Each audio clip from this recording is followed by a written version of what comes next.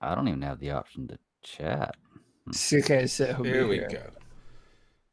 In a world where Carolina Panthers fans have an insatiable thirst for Panthers news and opinions, only one podcast roars ferociously. It's the C3 Panthers Podcast. What's the deal, Panther fans? It's take two. My name's Tony Dunn. They call me the Professor. It's the C3 Panthers Podcast, brought to you by CarolinaCatChronicles.com, where every Tuesday night we chop up the latest Panthers news and opinions from the fan perspective. I do it with my homeboys. This week in the house, as always, Cody Lashney. How you doing, my friend? Tony Dunn, what's up, brother? The coronavirus may stop a lot of shit, but it does not stop your boys on the C3 podcast. And as always, the chat room is lit. Joey Esquivel, Tyler Duncan, Brad Dugan, Trill 110, Tizzy, the Fluffhead 2020. Tony, it's lit. Ain't nothing to it but to do it, brother. Let's roll. The number's 252-228-5098. You can be a part of the longest running Panthers podcast out there. Go ahead and smash the thumbs up button if you're watching on YouTube. If you're listening on iTunes, TuneIn, Stitcher, wherever you are riding around later on in the week, we appreciate your support. Share the show with a friend, right? That's what we ask to continue to grow Panther Nation. We need each other at this moment, just like we need Greg, the Bat Daddy, the Stat Daddy. Greg, how you doing, man? I'm doing fantastic, man. Still working, still alive. You know, Tuesday mornings is the slowest day in the post office, but it's the busiest night for me. So it's an interesting day. Let's get it started. You know, it is an odd time right now, guys. Is that the whole world is in bizarro land, right? Because of the coronavirus, everything has been disrupted. But Cody, you mentioned it. This show hasn't been disrupted, and one of the coolest things about the podcasting worlds and this community that we've been building on the channel is like I'm actually doing what I like to do. Like this is social distancing. I'm down for that game because like we've been video conferencing for years. Straight up. We're old pros. We're old pros. We does this shit. Yeah, man. So we appreciate everybody's support. Tonight's show is you know, it's the deadest time of the sports year right now. And even the NFL is having difficulties keeping the news cycle going in this disruption. There's no baseball training camp, basketball. They're talking about airing a horse match on ESPN versus like where professional athlete like basketball players will video themselves, live stream themselves, and like take shots in their backyard and play horse against each other. That's how bad it is. That is no way that'll work. Yeah, that's how bad this is. It would be cool to see what people's cribs look like and what like basketball players had in like did they have I heard Damian Lillard talking about this today on Dan Patrick and they were saying that there's a pool beside his full size outdoor court. Anyway, the point is that this is a dead time, and I tell you there's really not much Panther news to talk about. In fact, that's where the title of tonight's show, it's episode 9, Robbie Anderson stumps Scott Fowler and Marty Hurney stumps us. We'll be continuing to talk about the addition of Robbie Anderson and how that is kind of affecting the offense. Rumors now that Curtis Samuel could be on the trade block. And now Marty Hurney has spoken finally in over 9 months. I feel like it's been like a year since we've heard from Marty Hurney. And he discussed the Cam Newton situation. So we'll talk about those things.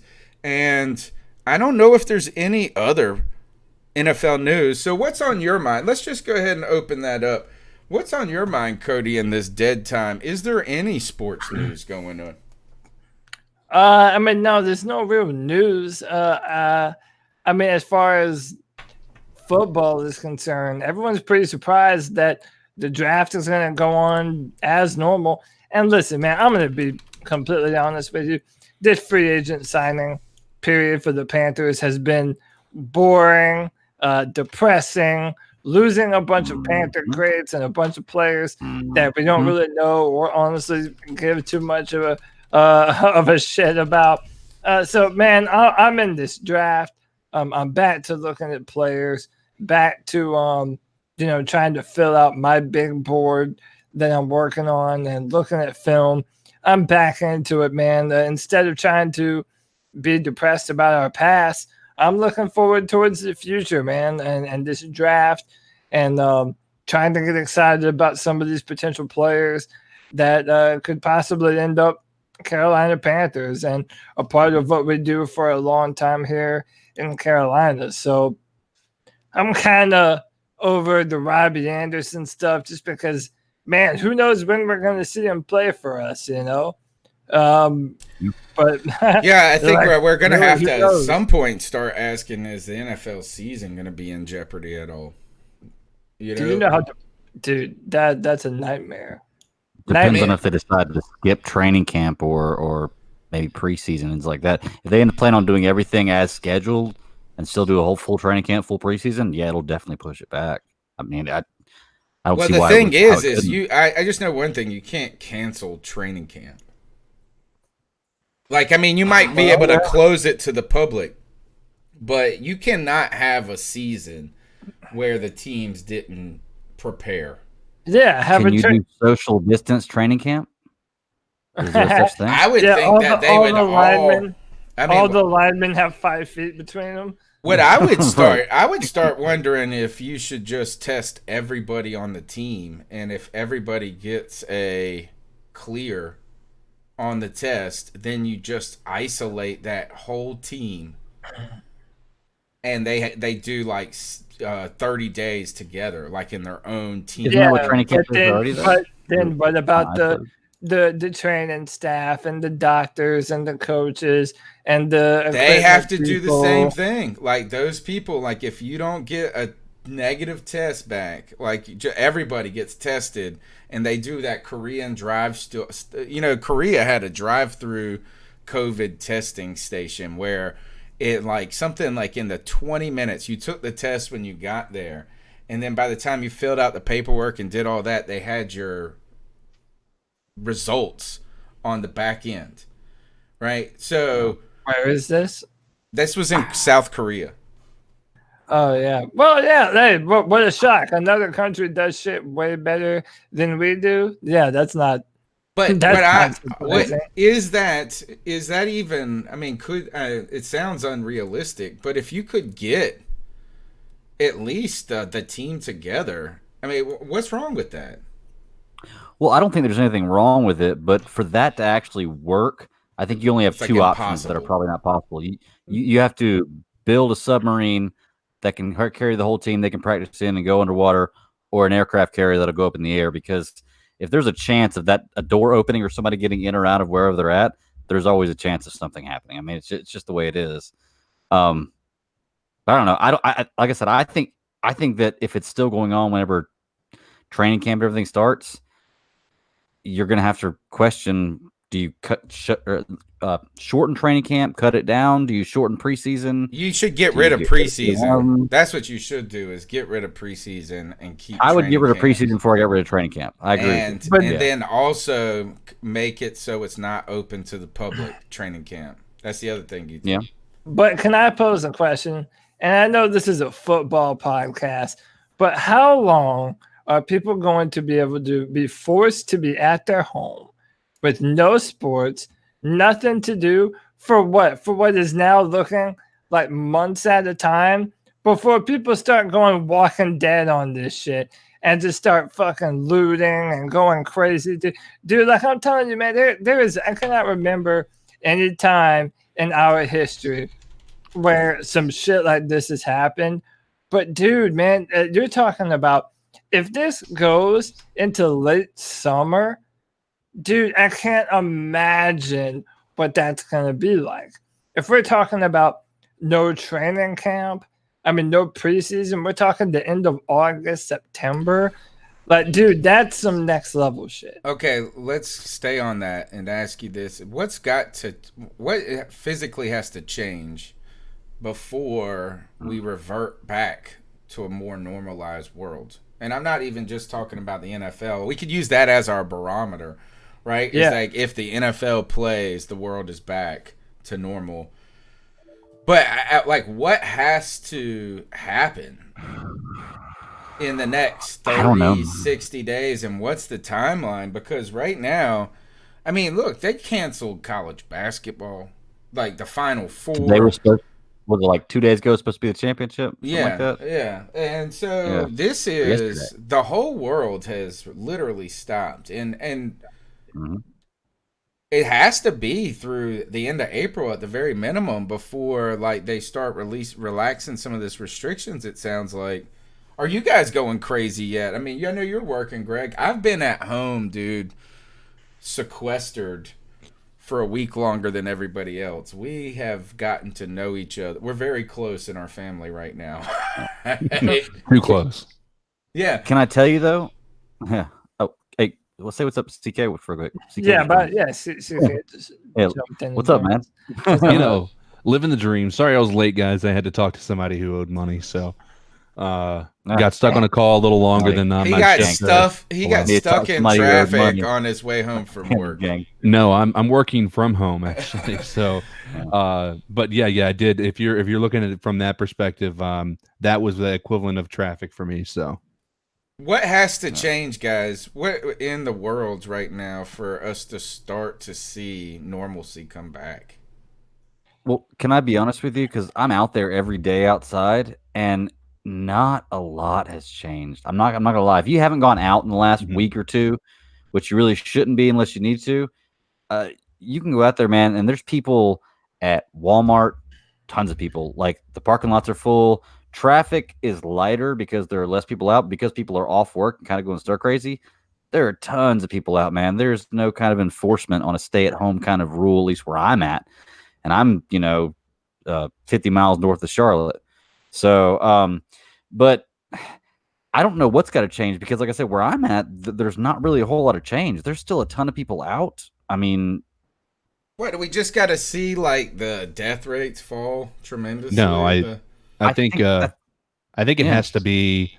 Like Greg says, I think there's still a level of normalcy.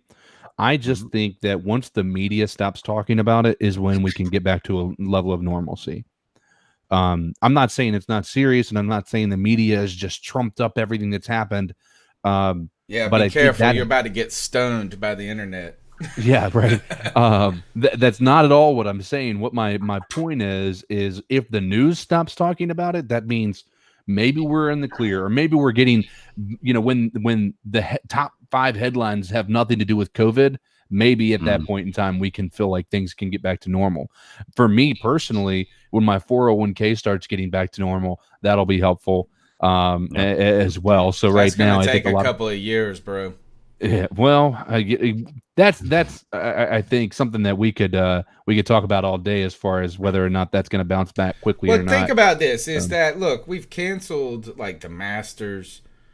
And not that I'm not advocating that we shouldn't have done that. What I'm just saying is that the economic repercussions are going to be long term and unknown. Yeah.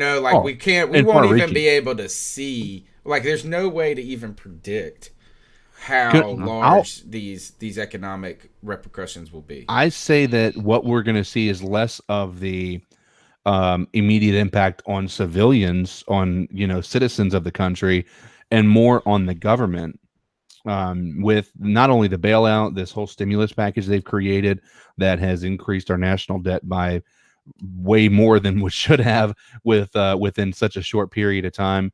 I think that as far as everything, like obviously people who are in the stock trade and whatnot, if you have money, put it in the stock market right now. I know that sounds stupid, but put it in the market right now. I know. I agree. Yeah. So take your stimulus check if you can, and just put that. That's what I did every dime of my stimulus check before I even got it. I went ahead and put it in. How did you get it? You already got one? No. I had some stuff in savings. So I just went ahead and put. Okay. I'm planning for that. Okay.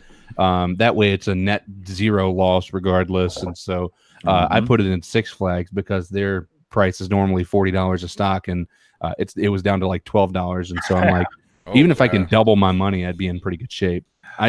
Today I made it's going to take a while for that to come back. But all right, we're not going to talk about today. What I'm thinking is this though. It's like okay, at some point, if it goes through April and say May, it's going through April. Like that's the thing is things will not be. I know it's going to go through April, but what I'm saying is like, okay, even something like the draft, which is still going on, and we don't know what the draft is going to look like. Mm-mm. You know, I mean, I'm so excited about that. I think it's going to be yeah, cooler, it is going to be a little. It is going to be weird. So could you imagine general managers like having to make a pick from their house and then the internet going out and they're not able to make the pick? Dude, that would be the funniest shit that's ever happened.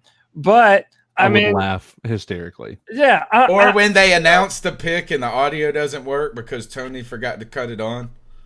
Yeah, right. Like Roger Goodell announces the whole beginning of the draft and it's on mute. My question is, do you guys think we're going to be able to stream on draft night because how packed the internet's going to be? I think you will. It's on cable, that's a right? great question. That's a great question. It's on cable too, though, right? Yeah, but I think that a lot of people have switched over to the internet-based streaming sites. That's probably the greatest silver lining in the Corona stuff is that the internet structure is held. So far. Yeah. I mean, like the demand being put on it is insane. My buddy works at a data point, and he said that right now they've got the temperatures set as low as they can without freezing things because it is just overheating so bad. Like it's not like he's saying it's holding up, but it is not holding up very well. And so he said it's very possible that one thing crashes and everything else just domino effects right after. I tell you, one thing is you ask Cody how long before people lose their shit. Internet goes down. You cut the internet off, and it's The Walking Dead. Done. Like we will not be able to function as a society. That's how important it is to us. So the draft, we don't know what it's going to look like at all because of this. Cody, what do you think this is doing to teams? This is the ultimate disruptor. It has ruined any level of preparation you may have thought you had for the draft.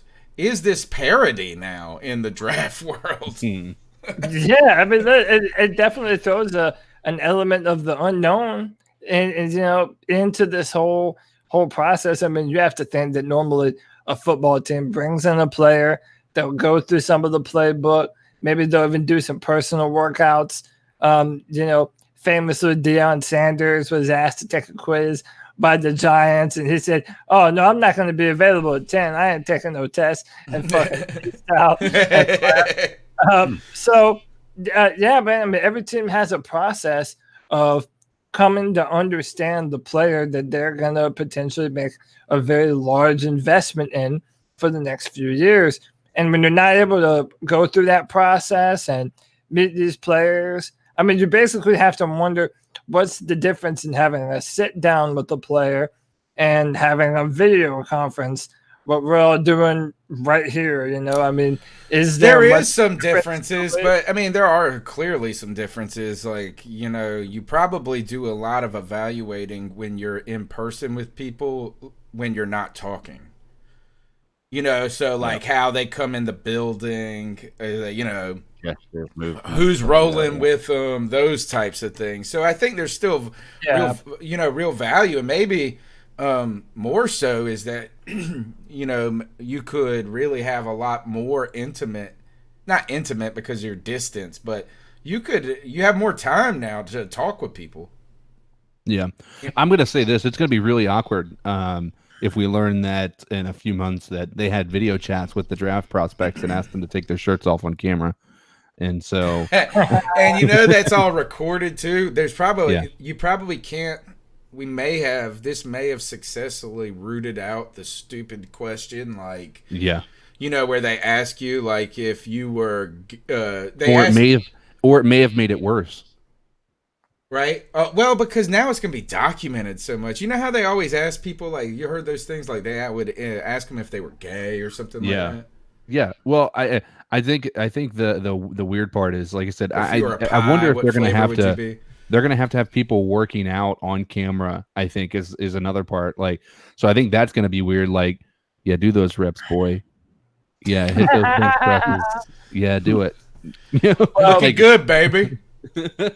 So I it's interesting. I think that when you those questions, I think some of them have a point and some of them are just asinine. But I think that they might get worse because those are the only things they can really look at as a way as something to be able to indicate whether they have a personality or not that's going to be conducive for being coached or whatnot. So Cody, could we learn though that maybe some of this pro day and this evaluation and seeing them do these little workouts, can we learn that it's maybe not as important as we think? Is really what I want is medical clearance, right? Like I want a doctor that says like your knees are good, your elbows are good, right? And I want to look at your film and your tape. And maybe if I had some questions about like elite athleticism, like why can't they just record dudes running the 40? Yeah. Well, I think one of the things that, most important thing to remember is that when you're a GM or a scout for the team, film trumps everything. Mm-hmm. So they had an entire college career to play. But no, you are right in that it does. So, for example, in my mind, the biggest wild card in the draft is Tua Tagovailoa because he is a player who's had these terrible injury concerns with the ankle and the hip, and now he's not able to go in and meet with teams and get the clearance from their own doctors because even though other doctors may have already said he has a clean bill of health, a team wants their own people that they trust to be able to tell them that and sign off on that. They should open the medical documents to the teams. Like that's what I would say is the team says you got to bring the medical information to me. And what's wrong? I would be flying if I'm picking Tua, man. I'm sending the private jet. I'm sending the G6 with my doctor there to go meet with him. Right. Well, my question is why do we assume though that if somebody else's doctor clears them that it's not good or that they're not telling the full truth? Because what benefit do they gain from not telling the full truth or not telling? Like they don't gain anything from lying about how healthy he is. So why I don't know why we would assume that other doctors. I mean, I get what you're saying, Cody. You want your guys to check him out, but in a situation like this, you got to kind of give into that. I mean, why would they lie? Is all I'm asking. It's not necessarily about lying.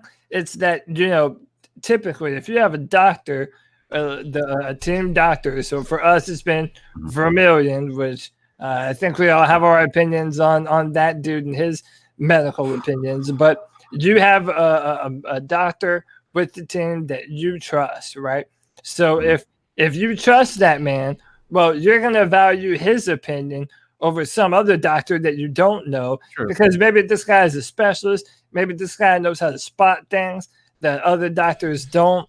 It's not necessarily about lying, but remember, this is the investment part. All right, and I want to know who you're investing in. I think that this situation, though, could help us evolve in our thinking about this.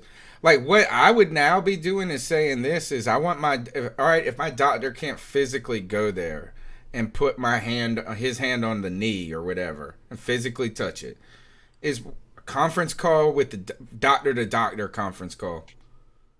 You know what I'm saying? Live evaluation where the doctor's in there. You have one doctor in there. You're watching it on the video conference, and you're part of it, and the athlete's in there. And really, you know what? This is only for like the first 2 rounds. Okay. Yeah.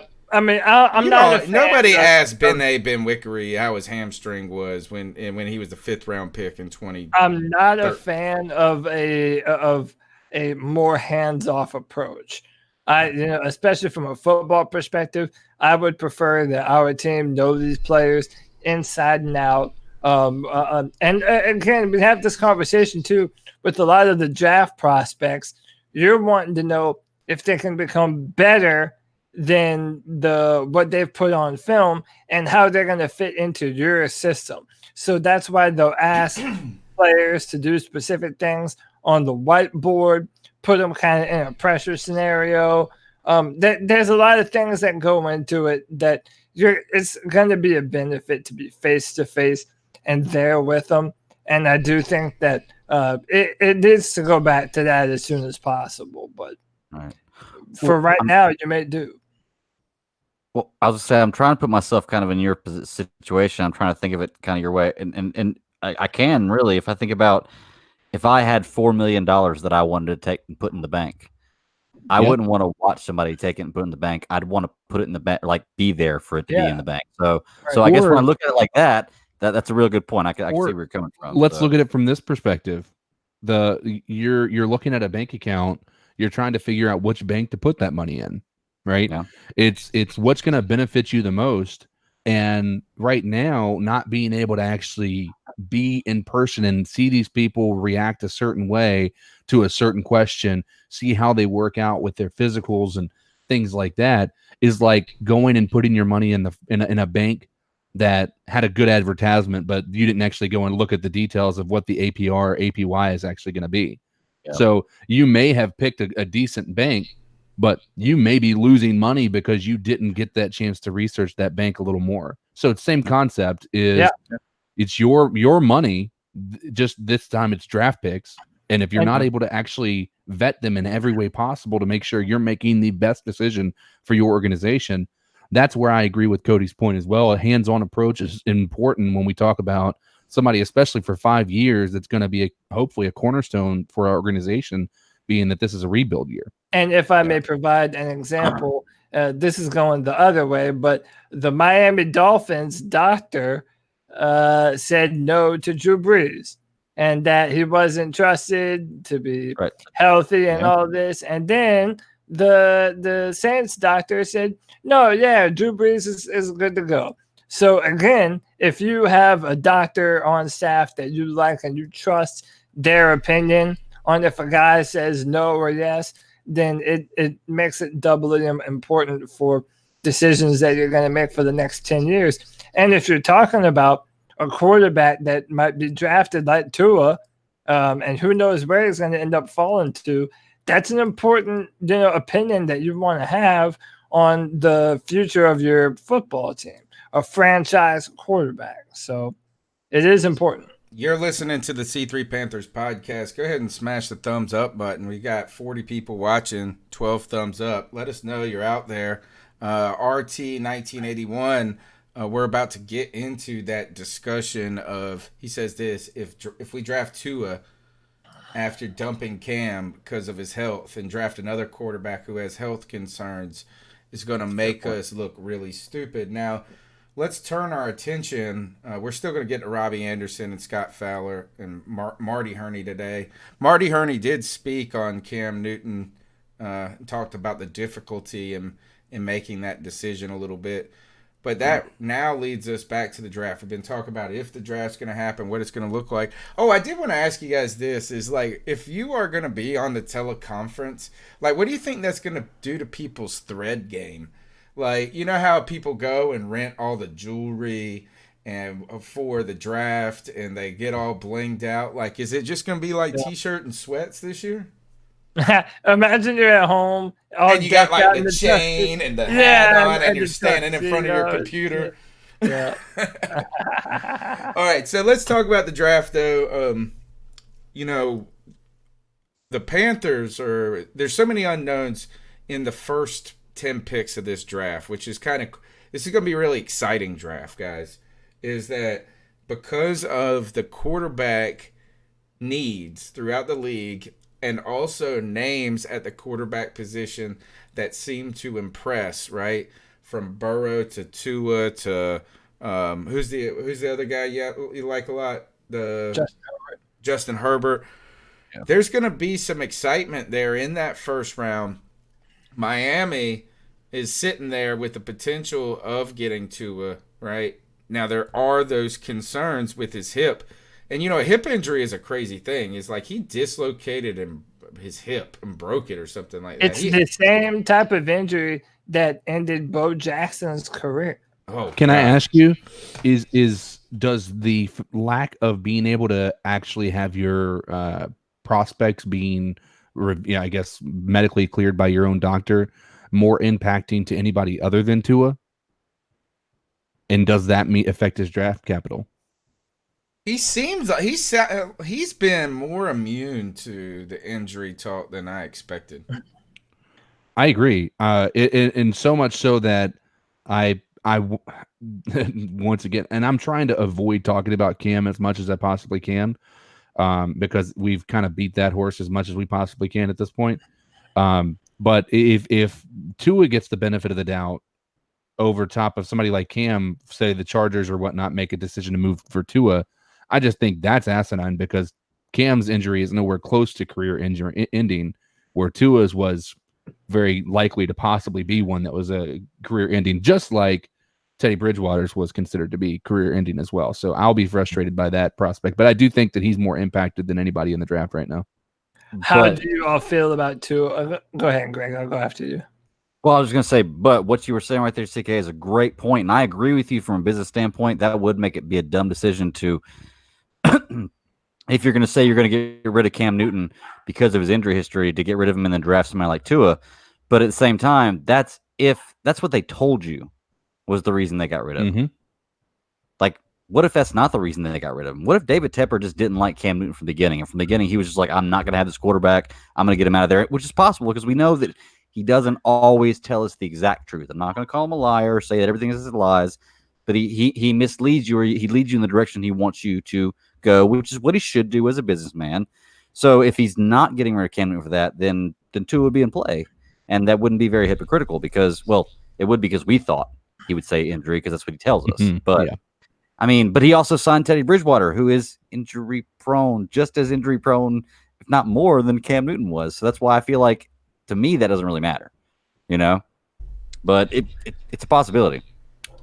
You know, my thing is this, I kind of had a moment today. So I'm on Twitter and I'll pull up the tweet right now. I showed this or I read it to Tony a little earlier. Jordan Rodriguez had put out, here's something interesting. The Panthers had a long video call with Northern Colorado quarterback Jacob Knipp.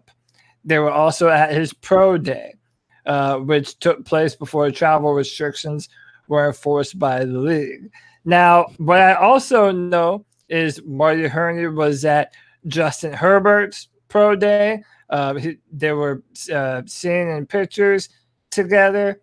And yet again, it seems like for the second year in a row, the Panthers are really doing their due diligence on quarterbacks.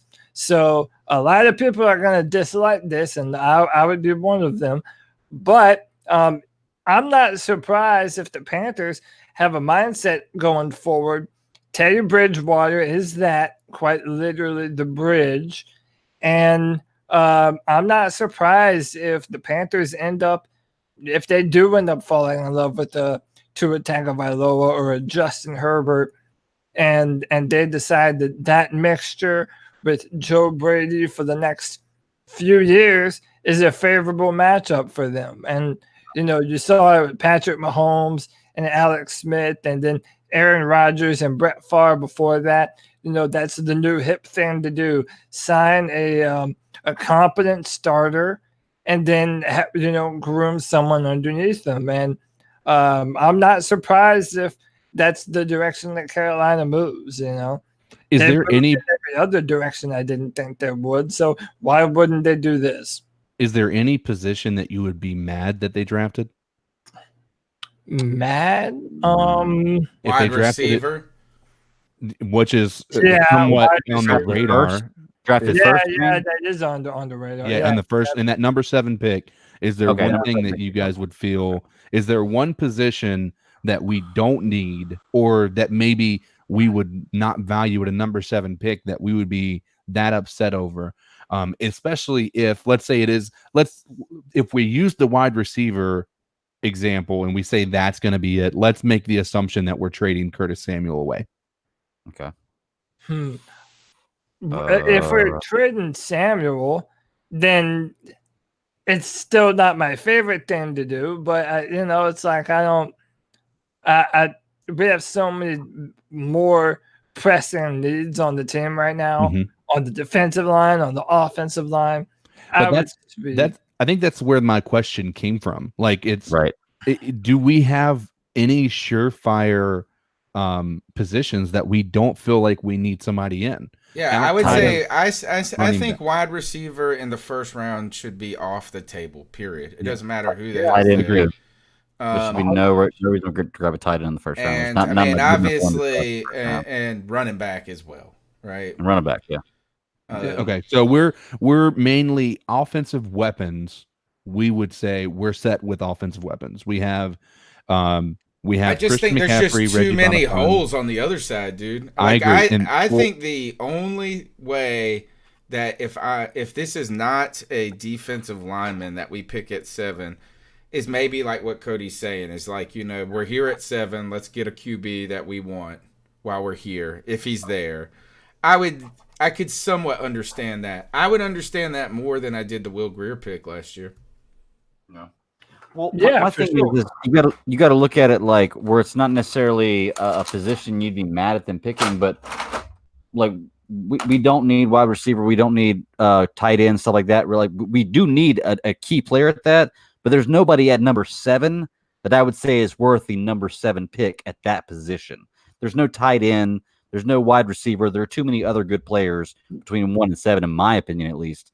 That I wouldn't running back. Is there any position you would be mad that we draft in the second round? See, that to me, that's more the kind of territory. Tight end. No, I mean, I think again, Tony just hates tight ends. But if you have a badass tight end, you can. If you have a Gronk, a Kelsey, an you don't know if you have a Gronk or Kelsey. I mean, they didn't. You don't know that with anyone. You don't know that for quarterback, linebacker, defensive line. None of these dudes are short. Quinnen Williams in last year's draft was the best college defensive tackle prospect that I've ever seen in my life, and he was a disappointment last year. Mm-hmm. So, I mean, you have no. Where did he go to play? Did he go to the Detroit? Jets? Was that the Jets? The Jets. Yeah. Yeah. Well. Yeah, I mean, listen. Once you're in the second and third round, like we have so many needs on the football team. Like in my mind, the second round is kind of for players, especially when you have the 38th pick, like the Panthers do. That's a pick where you're like, oh wow, look who's still on the board. We thought they'd be long gone by now, but here they are, still kind of hanging around. Those are the kind of players I would like to draft in round 2. But we need a cornerback. We need a linebacker. We need more defensive line help. Like what we really need is we need those first 2 picks to be starters. Agreed. Yes. And that second pick, sometimes you don't. I mean, clearly you want your top, the first 3 rounds, but really you cannot miss in this draft because we don't have enough bodies. If we don't have 4 starters out of this draft, it's a failure. I mean, I feel like we say that every year too, and then guess the reason what? I It say never that is happens. We have so many holes that we cannot be drafting for depth at this point. Like we need to be drafting for that rebuild that we talked about, right? If we can, and obviously it's really tough when you get to the 4th, 5th, 6th round to be able to say, hey, listen, this guy is going to be for sure starting for us. Because I mean, let's be honest, there's a reason he hasn't gone off the board to that point. And yes, there are some, I guess lottery winners when you think about people that have been drafted in the 5th and 6th round that have been successes. But my mind personally, when I look at this draft and I look at the holes, if we don't have at least 4 starters, I can't see us being excited about this team next year in any way, shape, or form. All right, we're going to come back to the draft in 1 second. I want you guys to think about this question because I can't title the show after something that's not talk about it. So we're going to come back to this question. Cody, CK, Greg, think about this. Who is the guy that slips in that first 10? Or 7, Okuda, Okadu, whatever his name is. Okuda. All of these, somebody is bound. We cannot predict that. I don't think anybody's ever predict the top 7 picks. They give. So somebody's gonna. Is it Tua? So think about the guy that you could see slipping out of that top 5, and that the Panthers are thinking about. I want to go to this. Is that now Robbie Anderson is part of this? Oh, did you guys see the new reporter we hired? Yeah. Did you see both of them? Both of the reporters we hired? There's two? Yeah, so we got another guy, because you got to remember, we lost Max as well. Oh, yeah, I saw the guy. So we got that guy from, he was from the LA Rams. I guess he was working with the broadcast, booth for them. So, but he's over here. And then we definitely, as Cody or Greg made a statement to say, is we have a type, apparently. We have a type, yeah. I like her. She looks like I like her better than if we're talking about physical attractiveness. I think she's like a very pretty girl next door. You know what it is I agree, but for whatever reason, there was a charm to Caroline Can. And almost like, and this sounds super bad, an accessible aspect to Caroline Can, where like if you get a girl who's a 10, you're like, there's no chance, there's not even worth looking at. But Caroline Can, you're like, listen, she looks like she'd go out and have a beer with you. You know what I mean? Yeah. You have to look up to her. She's so dang tall. All right, I wanted to go to this is really what I want to do. And this is so Robbie Anderson's not press conference, but he did like a conference Skype call with the local reporters. Mm-hmm. And it is gold. I want to go to the most notable of Panther reporters, Scott Fowler, who, by the way, is the biggest D-bag in the world. Scott Fowler, I liked your podcast on Caruth when I listened to it or whatever, but you are a total... He's with the Charlotte Observer? Yeah. So this is Scott Fowler welcoming Robbie Anderson to the whole thing. Let me see. Oh. Is this where he brings up his past? Exactly where you're calling from. And also, I wondered if you don't mind explaining your neck tattoo to us. Oh, I'm in Plantation, Florida, and my neck tattoo says no pain, no gain. Robbie, I know. Crickets. So here, one more time, and just in case you missed it, this is the best.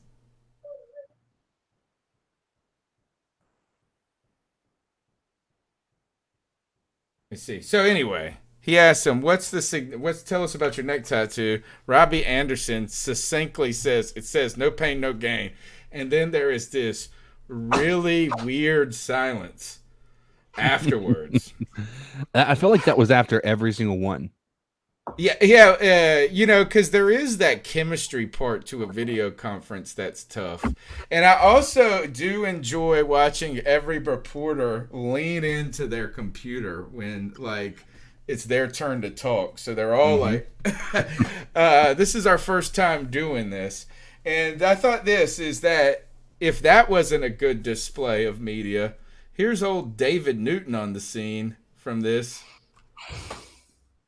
And back to when Matt Rule made you a wide receiver, what was your initial reaction? I mean, how shocked were you about that, or had you done that much before?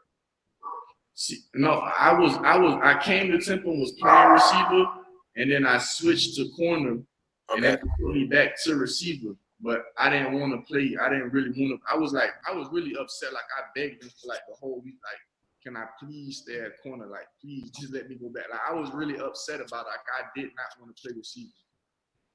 Guys, we got time for one or two. Okay, so why does this stand out to me, guys? It stands out to me for this reason, is that not a single reporter asked him, why did you like playing corner so much? And are you happy that you made the transition now that you just got paid as a receiver? Nobody asked a decent follow-up question to that. Well, what I'm wondering, it doesn't feel like anybody did a follow-up. It was they all had their own questions they wanted to ask and then move from there. There was not much as far as, it sounded like none of the reporters were actually listening. They were just trying to ask their questions to get a nice little headline for whatever article they were writing. But what stands out to me with that question is it's the exact same question that was asked in the first 5 minutes of that interview when they asked him about him being a receiver. And he had talked about how he had been a corner because he felt like he had been able to contribute better as a corner. And then when they said they were moving him to wide receiver, so it was he'd already talked about this at the beginning of that interview. So it just indicates to me that these guys weren't listening at all. They were just waiting for a silence so they can ask their questions. I mean, that's the real story. What a shocker that Dave Newton gets it wrong as soon as he asked the question. Dude, Dave Newton is a cancer to the Carolina Panthers. How in the world does he still have a job? Because he gets clicks, dude. He gets clicks. Good or bad. And if anyone doesn't know about David Newton, you really need to look up all of his mishaps and all of the crazy shit that he's done. Somebody told me that he retweeted porn. I did, and it was true. He did. Right? No, not that he retweeted. He was liking porn from his official ESPN account. Like, dude, you dumbass. Oh my dude. And he's always asking questions that piss off the players and coaches. Yeah. He's always getting names and numbers wrong and just 100% misinformation. Can I tell you what? He's a moron. The worst thing that can happen to David Newton was the Panthers cutting Cam Newton. I think that's it. It's the worst thing for Scott Fowler. Scott Fowler is the biggest Cam hater. Well, that's what I mean. Like, most of those two guys' clicks come from Cam Newton material that is negatively and like negative opinions about what Cam Newton really brings to the table. And so without that ability in their I guess armory, they're not going to be able to get as many clicks unless they're going to go ahead and I guess turn on Robbie Anderson with his history. One more time from Scott Walker stuff. Yeah, here's one more time from Scott Fowler. Get back to when Matt Rule made you a wide receiver. What was your initial reaction? I mean, how shocked were you about that? Or you done that? I came to Temple and was playing receiver. And then I switched. Whoa. My God. Hey, thanks, man. I'm so much better now. Charlotte Observer. You may have addressed this, and I apologize if you did, but can you say exactly where you're calling from? And also, I wondered if you don't mind explaining your neck tattoos. Your neck tattoos. Tell me about your neck tattoos. Our last quarterback, our other players weren't allowed to have tattoos. Yeah. Right. Well, Cam Newton specifically. Right. Did you hear? You know what he should have asked just now? As long as it wasn't Cam Newton. He should have said, tell me about your disrespectful neck tattoos.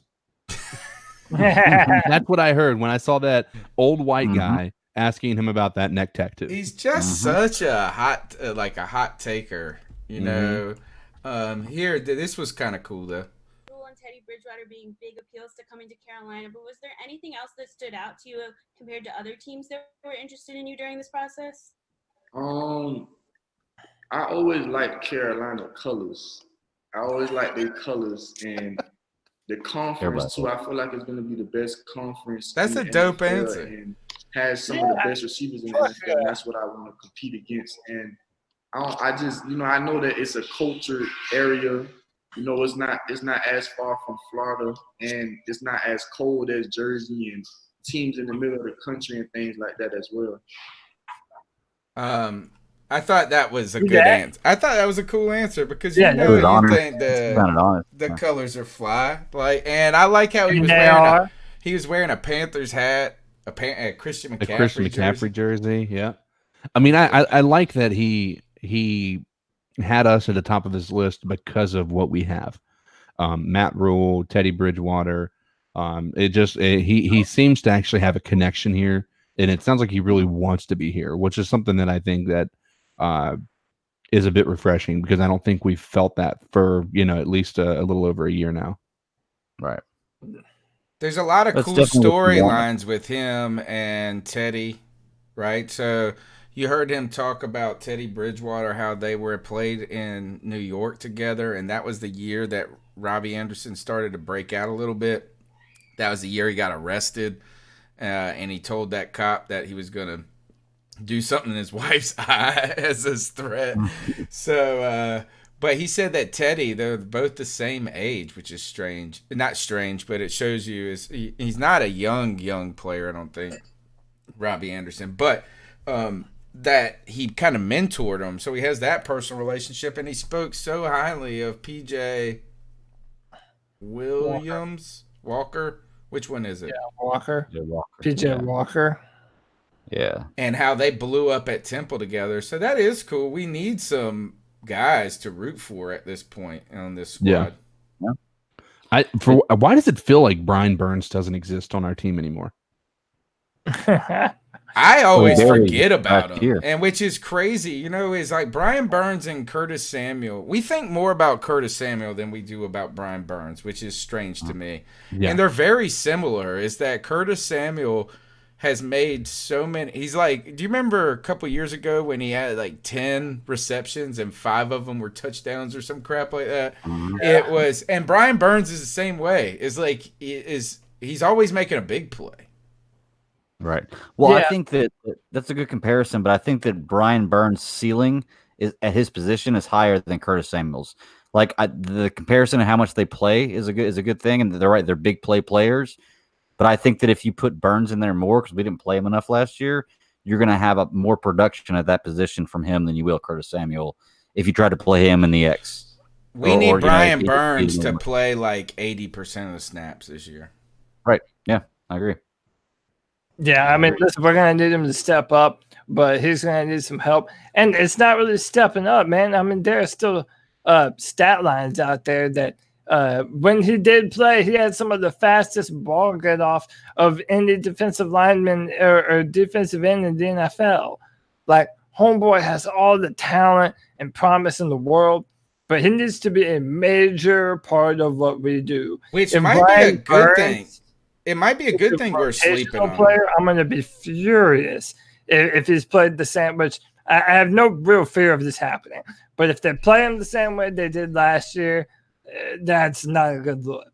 But he has the potential to be one of the most dominant speed rushers in the NFL. But we have a lot of holes on defense that need to be filled in before you're able to see him at his full potential. We need that interior pressure, and that's why we miss K1 Short so much. We need to draft defensive line. Now we need another corner. We let go of Eric Reed, so now we need another safety. Our defense has so many holes right now. We just need defensive line, and I think the answer to your question, CK, is in some ways it's kind of cool. A good thing is that we've kind of got this blue chip player that we often just forget about, you know, and so he might be this giant pleasant surprise coming. On the other hand, I think part of it is that we recognize that, you know, one of the things is he still needs to develop. And he probably needs to bulk up and keep his speed to be a every down type of defensive end. And then so you think of the uncertainty in that, you know, we just haven't seen it yet, or we just have to wait until that part of his career happens. There's nothing on the other side to bring us any hope. There is a real – so we're kind of gambling that he has to step up all of a sudden because there's nothing else out there on that line. I mean, who do we have? I don't even remember the name of the dude that we signed from Denver. We signed a defensive tackle from Denver. We have all the guys that's still on the team that need reps. Stephen Weatherly. Steve Weatherly, Marquise Haynes is out there. The guy, Christian Miller, is another one. Shout out Travis Armstrong. Yeah, I mean, we have dudes out on the edge, but... Oh, we also got that English dude. Efe Obada. Yeah. Yeah, Efe Obada. And then K1 Short coming back. I don't know, man. That still says to me that we need to add some... We're going to be drafting a defensive tackle. We got to draft it. All right, so I was going to ask you guys, who do you think... At some point. Who slips in this first round? In that before us, what is the player? Is it Tua? Well, before Cody goes, I want to go for Cody because he's going to trump all of us on all this, and he knows way more about this. I think I'm looking at a 2-player situation where It depends on who falls, but we're going to have the option of one of 4 players based on where the draft goes of Okudah, Herbert, Tua, or Simmons. Just based on where they go and us being at number 7, I think that one of those 4 players is going to fall to us because I think the first 3 are locked up. After that, it could be anything. So I can't pin it down to one guy. And that's why I wanted to go for Cody because I know he can. Hey, Chef Jeff is in the house. What's up? Chef Jeff? What's up, cousin? Yeah. By the way, 46 people watching, 17 thumbs up. Let's do a little bit better than that, y'all. Hit the thumbs up, show some love. That helps us spread the C3 message to all the peoples on YouTube. Fight coronavirus with a thumbs up. Fight Corona with a thumbs up. Damn it. Anyway, as far as someone who could fall, I mean, there's a lot of people who could fall, man. I mean, Jeffrey Okudah is one of the more interesting ones. I mean, you're talking about a shutdown corner. He didn't test overly well at the combine, but dude, that's because he got hit in the head and got like concussed. Well, but that was even later on. He did some shit before that too. But game film trumps everything. That dude's hips are as loose as they come. He can mirror well. He's long, agile. I mean, that dude's the definition of a shutdown corner. I'm interested to see how he's valued. A lot of earlier mock drafts had him going to the Lions at number 3, which is still possible. Tua Tagovailoa is the obvious one because of the hip. And then it really just depends on how teams value Justin Herbert, which from everything I'm hearing is a lot of teams have him graded even higher than Tua. I mean, they see a bigger quarterback with no health problems. He's more mobile, a bigger arm, a very intelligent dude. Not saying that Tua isn't. They're both incredible dudes from a personality standpoint. But, now if you want to talk about who could fall past us, like number 7, past number 7, I've kind of soured on Derek Brown a little bit.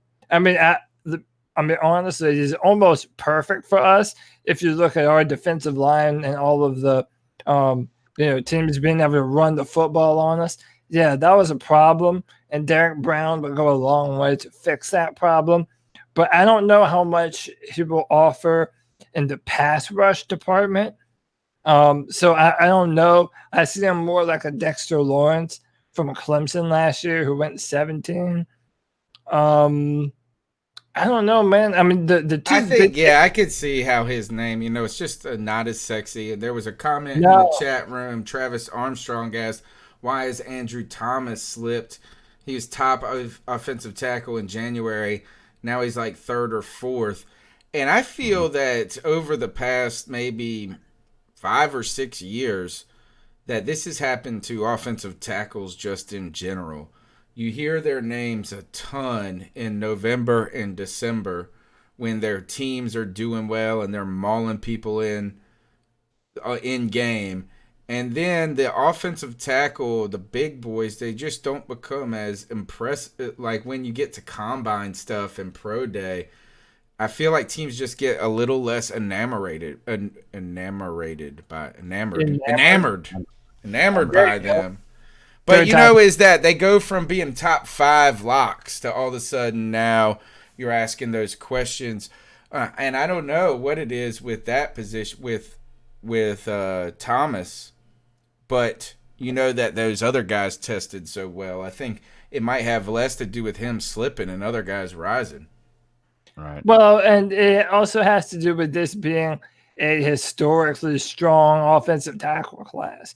I mean, I have no problem with anyone saying to me, Jedrick Wills is the number 1 offensive tackle in this class. I have no problem with that. Homeboy was the blindside tackle for Tua, so he played right tackle for Alabama. Smooth as butter, powerful anchors.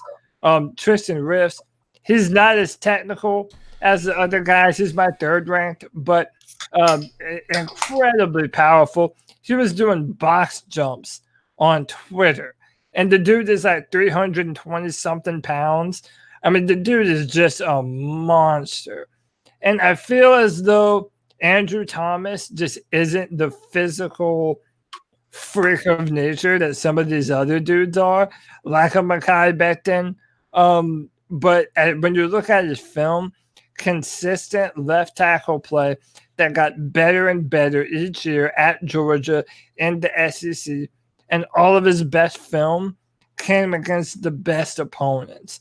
So Andrew Thomas pretty much shut down Clavon Chazon, who's another first-round prospect, an edge from LSU.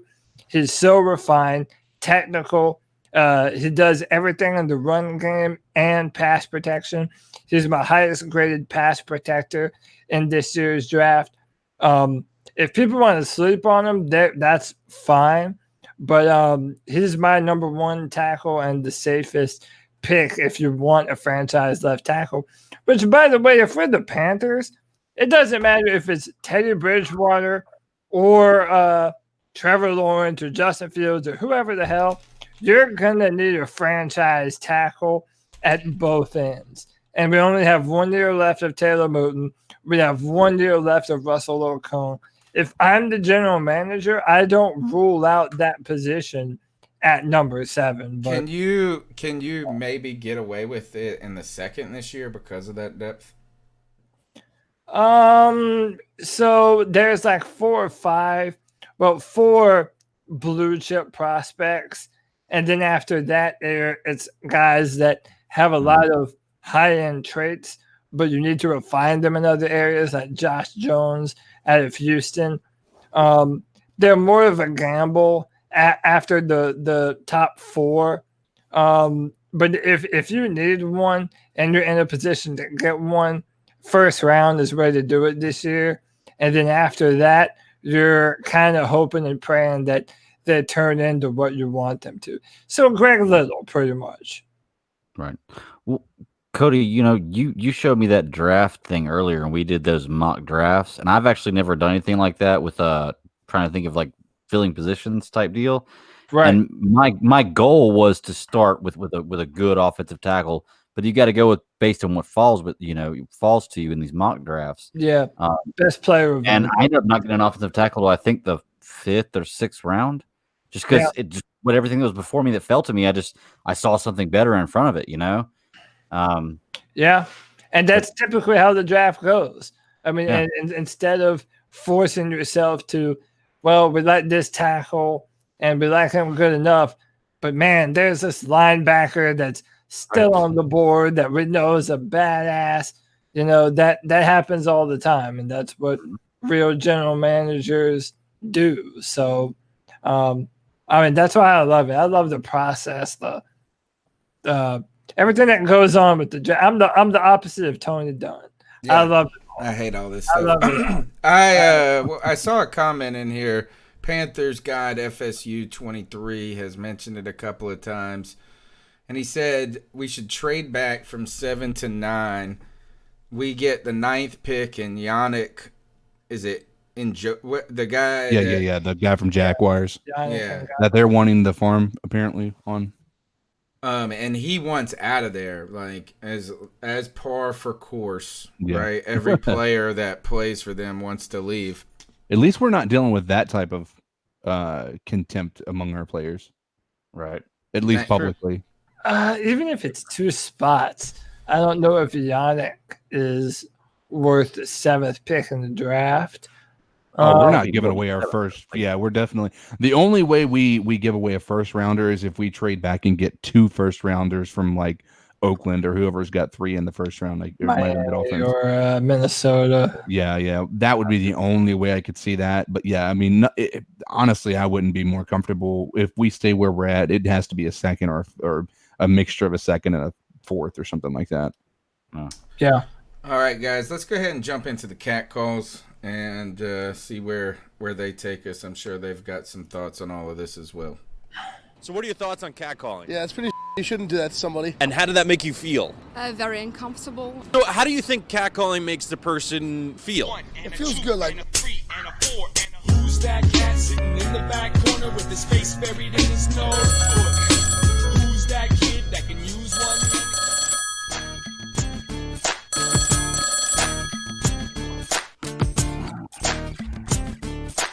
What's up, C3 fam? Chef Jeff Hodge here.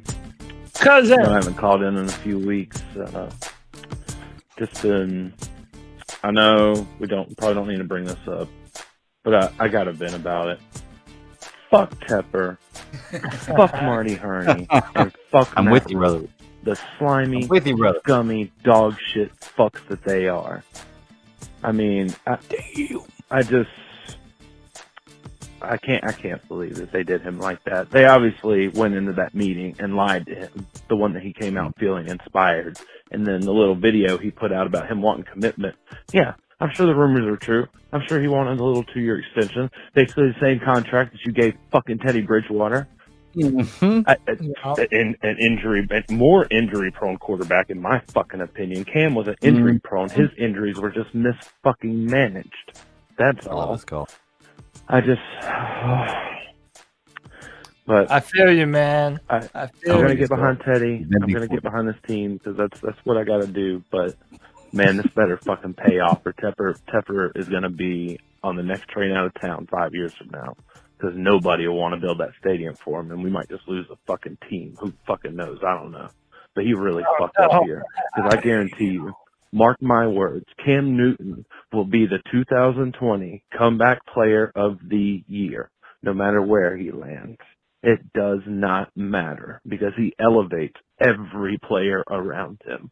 Problem is, Teddy Bridgewater doesn't do that, but, you know, I'm going to get behind him. He's a decent quarterback. Let's hope he can stay healthy, you know. And then on to the Luke thing. I've been thinking more and more about that last concussion he got when he broke down in tears, you know, and a lot of people said, you know, that was from the concussion and da-da-da. And I can understand it from your brain resetting, but he's had many, and he's never acted like that before. And I honestly believe, even from that point when it happened, I believe that he knew then that this was the last season of football he was going to be able to play.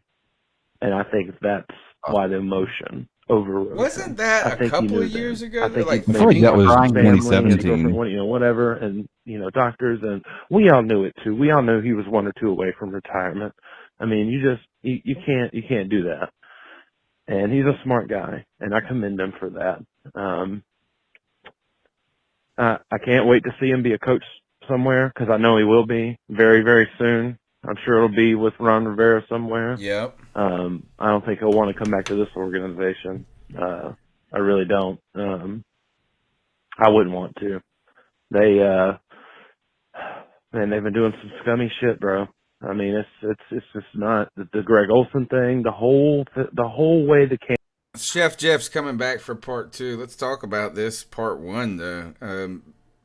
Yeah, is there any NFL owner though that is liked?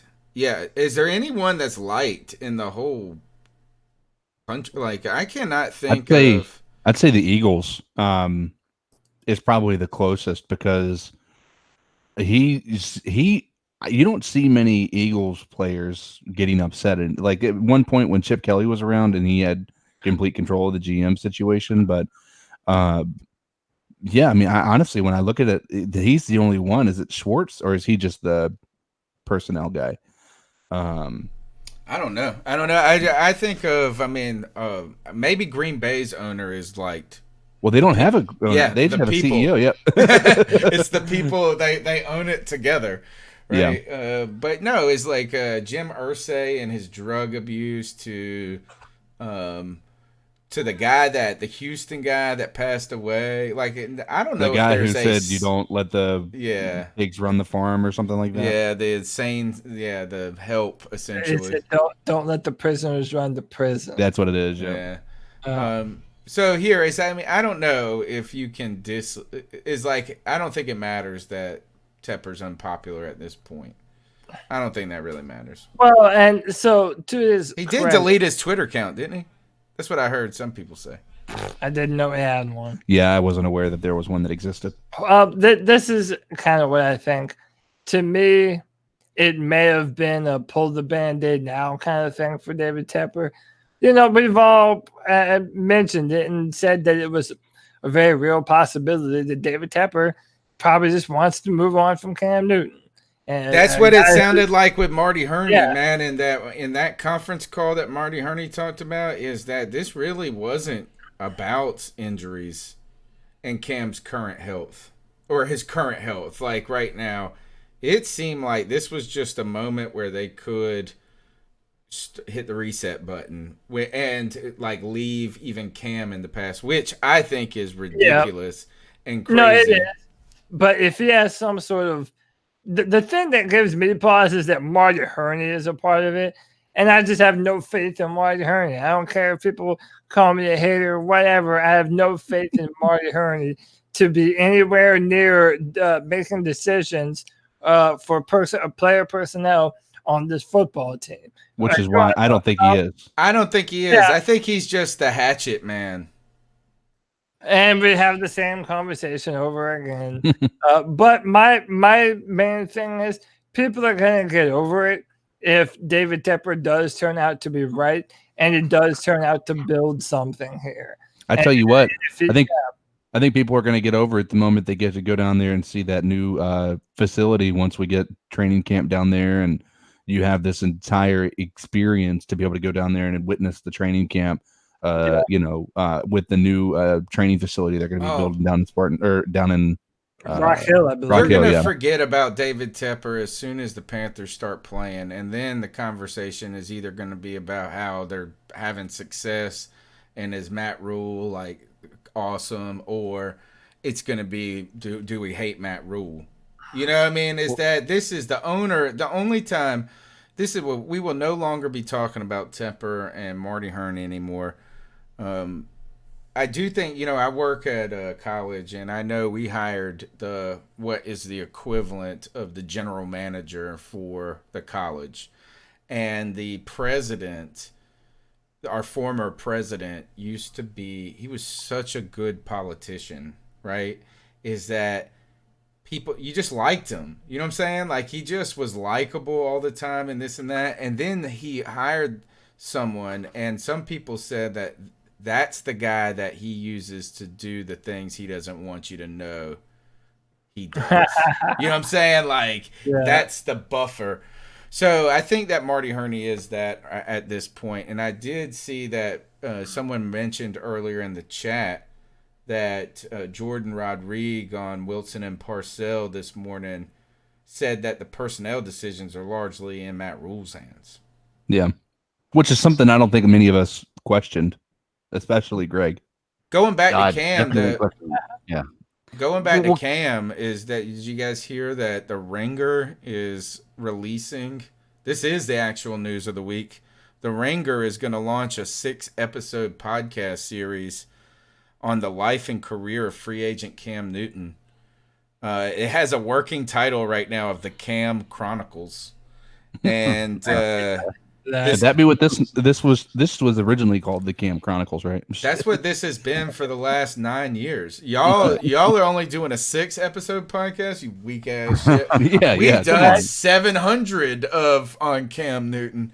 Tyler Tynes is the Ringer's. Tyler Tynes spent the last 9 months recording the podcast, which includes interviews from the QB's father, former teammates, coaches, journalists. It's going to be available on the Ringer NFL show feed. That is, when you heard some of the things, Marty Hurney said he didn't want to get into why they made the decision, but once that they did make the decision to move on from Cam, that they acted on it. I wonder if there's some sort of threat about, Cam Newton has got a lot of stuff going on. I wonder if people feel threatened by it. He also has a show dropping on Quibi. I keep on hearing about this Quibi thing. All these celebrities are dropping shows on it. But coming up here soon, all his Instagram posts are about his new online show that he's getting ready to drop. Can I just say that with the conversation we have right now, I think that with what's going on with Rule and Tepper, and we were talking about you're going to forget about Rule and Tepper. I think you go into this situation with two different mindsets. You're on one side or the other, and you're on the mindset of where I'm at, where I feel like the team we had was a good team, and you can build that team to be a productive and winning team, a competitive team. You're not going to win the Super Bowl every year. It's not going to happen. People talk about the Patriots like it's something that anybody can replicate. Look, the Patriots had a lot of factors that went into them being as successful as they were. Not to mention they went, I think, 9 or 10 years between Super Bowls. So I mean, they're not. It's not like that's a really replicable thing. You're not going to be in a division with Miami and the Jets, and I don't even know the team in the division right now. Buffalo. Yeah, for 20 years. Like that has a lot to do with it. That helped a lot. It did help a lot. So I'm in the mindset of we have the team that we could have built and we could have gone in the future with and really had a competitive team. Or you could be in the mindset of backing up Rule and Tepper for what they're doing right now, which is fine to do that, and you very well could be right. But if you're doing that, you're backing and you're supporting tanking next year. Because if you don't tank next year, if you don't get a top 3 pick next year, their process has failed. So if you back what they're doing right now, you are backing them tanking, and you are saying that you're giving them 2-3 years, which guess what? Anybody could have turned this team around 2 or 3 years. CK, how do you feel? CK, how do you feel about that? I disagree with anybody can turn a team around in 3 years because, we've seen plenty of mediocrity over decades. We saw what happened with the Tampa Bay. But a lot of people could have. Yeah. Well, I mean, to that point, I do not feel as though the moves that have been made are indicative of a tanking year. I would, at this point in time, I don't think they've been moves that are going to push us into the playoffs. But I think therein lies my agreement with you is anything but tanking is a failure if we're not making it to the playoffs. If we go 8-8, we're just not. That is not a situation you want to be in. That is the epitome of failure. If you're in the top 5 in the draft, right? You could pick 1 through 5, one of those positions. I feel like that at least your season meant something. Yeah. If you're picking number 16 or 17 or 18, you might get a impact player, but you're not getting that game-changing player as much as you are almost guaranteed within the top 10, top 5. Right. And the problem I have, sorry to interrupt you, but the problem I have with the Rule and Tepper situation is both of them are saying we're doing everything we can to put the best players in the position to be the best team, but that contradicts what you're trying to do because obviously you're not doing that. You're putting mediocre players who either never played in the league or have played in the league and not been great players while they've been in the league. So you're not putting the best players in position to be a winner. So you're saying one thing and you're doing another, but what's going to end up happening? I mean, you could end up screwing this whole thing up, like you said, if you finish 8-8. Do you think you would be happier if we tanked and had a good offense in the process? Would that make you happier in the scheme? So what I'm saying is this, because we're going to put up some points. Ask Tampa Bay. Ask Tampa Bay if every team put up more. Ask Tampa Bay how they feel about having had an offense, but every year tanking.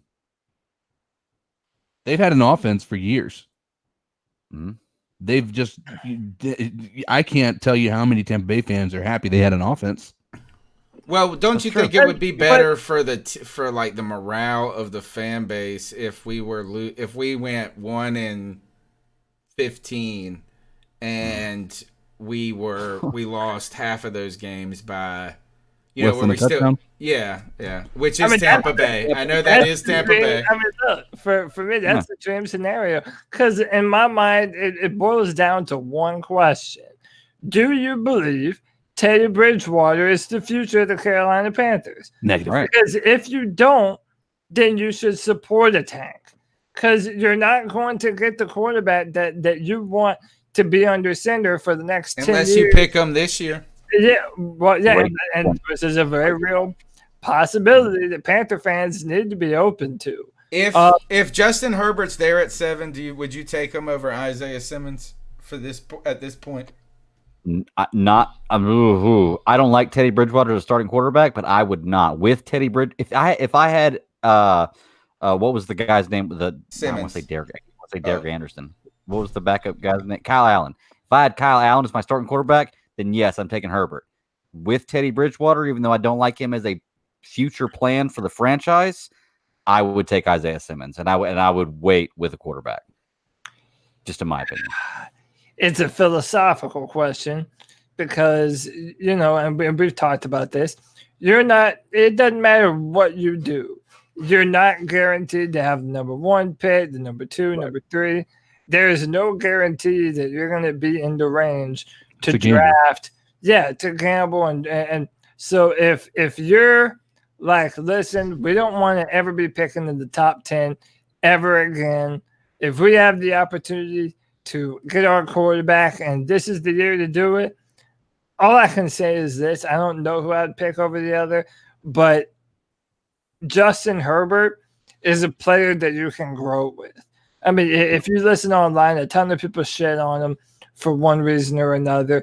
It lacks so much context about the offense that he was in, the receivers that he had, how good his look since then, and him in a Joe Brady system, and how Joe Burrow might have been a 5th-round pick the year before, and then here comes Joe Brady with this offense, and then it turns things around. I am more than comfortable if David Tepper and Matt Rule end up deciding that they want to bet on Justin Herbert for the next however many years. Would you have the stones to make that pick yourself? Yeah, I wouldn't. Okay, CK,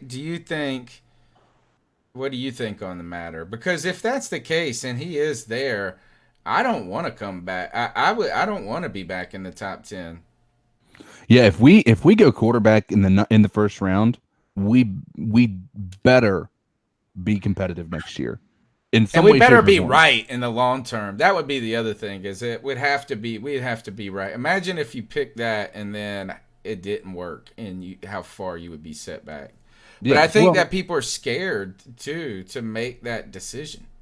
Yeah, well, here's the thing that I've said, and I've said it from a few weeks ago when we signed Teddy Bridgewater. Do not be surprised if Teddy Bridgewater is not your starting quarterback week 1. And if that means that Herbert comes in and he beats him out in training camp and stomps him into the ground, fine. Or maybe we draft Herbert and then we no longer need Teddy Bridgewater. And guess what? We have something to trade and then try to get more draft capital or something, even if it's a late round pick. I'm not saying that that's a smart move, but if that's an opportunity at 7 and he drops to us, I mean, I don't see why you wouldn't take that. At least allow your franchise to have some excitement this year. Well, I think that if you're Carolina and you're going into the draft, and even if Herbert is available or Tua is available, just say one of those two is available. I think that based on what your plan is from right now going forward, that drafting a quarterback is kind of counterintuitive, wouldn't it be? I mean, you just paid Teddy Bridgewater $60 million. You're going to pay him $60 million. Do you really want to draft Justin Herbert or Tua and have them come in the first year and beat him out and pay this guy $60 million? Greg, that kind of goes back to what I'm saying earlier.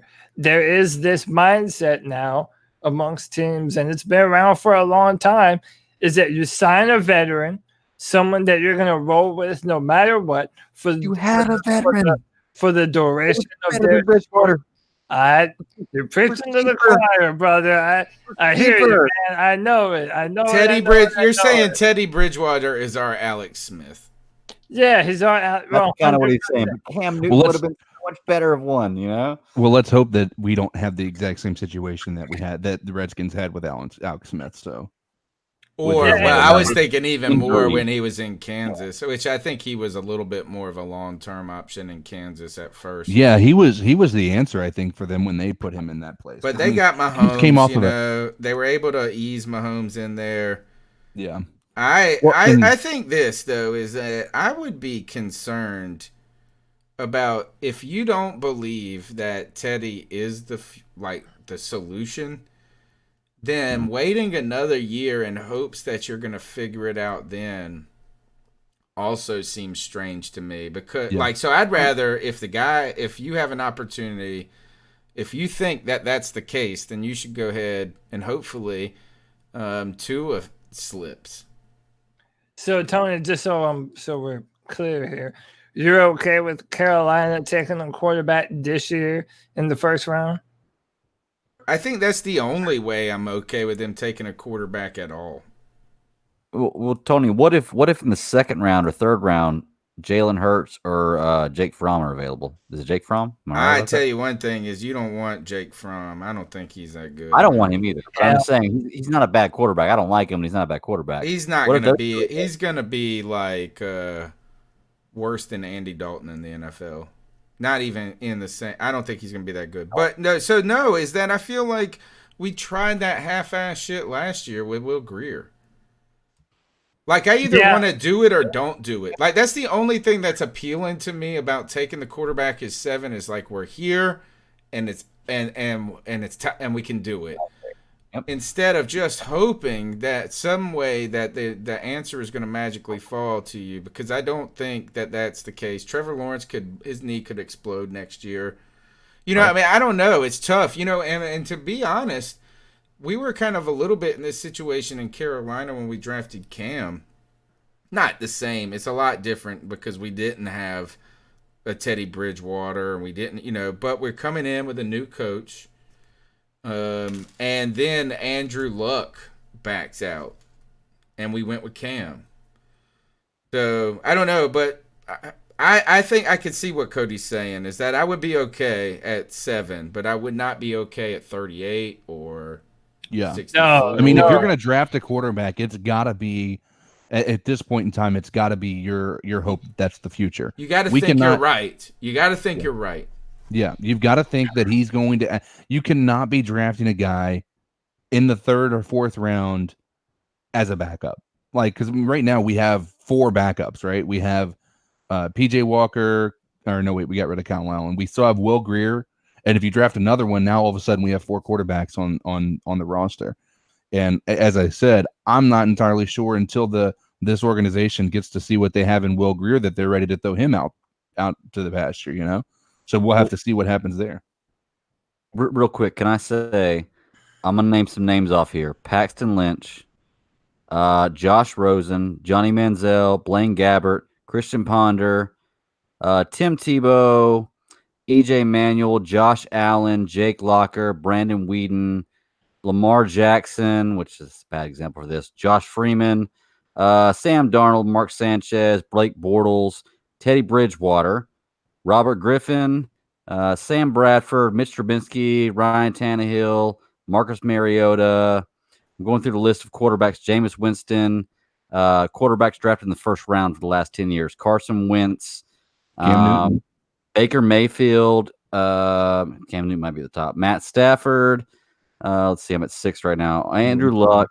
If I can scroll through all this. Jared Goff, Cam Newton, of course, Deshaun Watson, and Patrick Mahomes. Okay, so I would like to. I think when you put it that way, it sounds scary because you hear Ponder and Jake Locker and all of these different names of people who are inconsequential.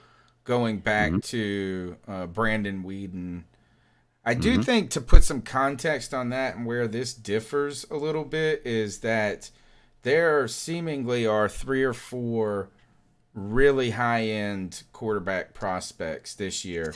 And in the past, in some of those years, when you drafted Blake Bortles, when you drafted Trubisky, well, maybe Trubisky's not a great example. That's just Chicago screwing them up. That was stupid. Yeah, right. That was a stupid but Chicago some move, of those years, Brandon Whedon, those are some thirsty. We were thirsty for quarterbacks. So I almost felt like you were those when they picked Brandon Whedon. Was that Dallas that did? No, it was the Browns. Browns, yeah. And the same with Bortles. And even with Trubisky, you're like, you guys are reaching unnecessarily. Let's be honest, too. You got to remember, these guys were drafted to a team that just had no help for them either.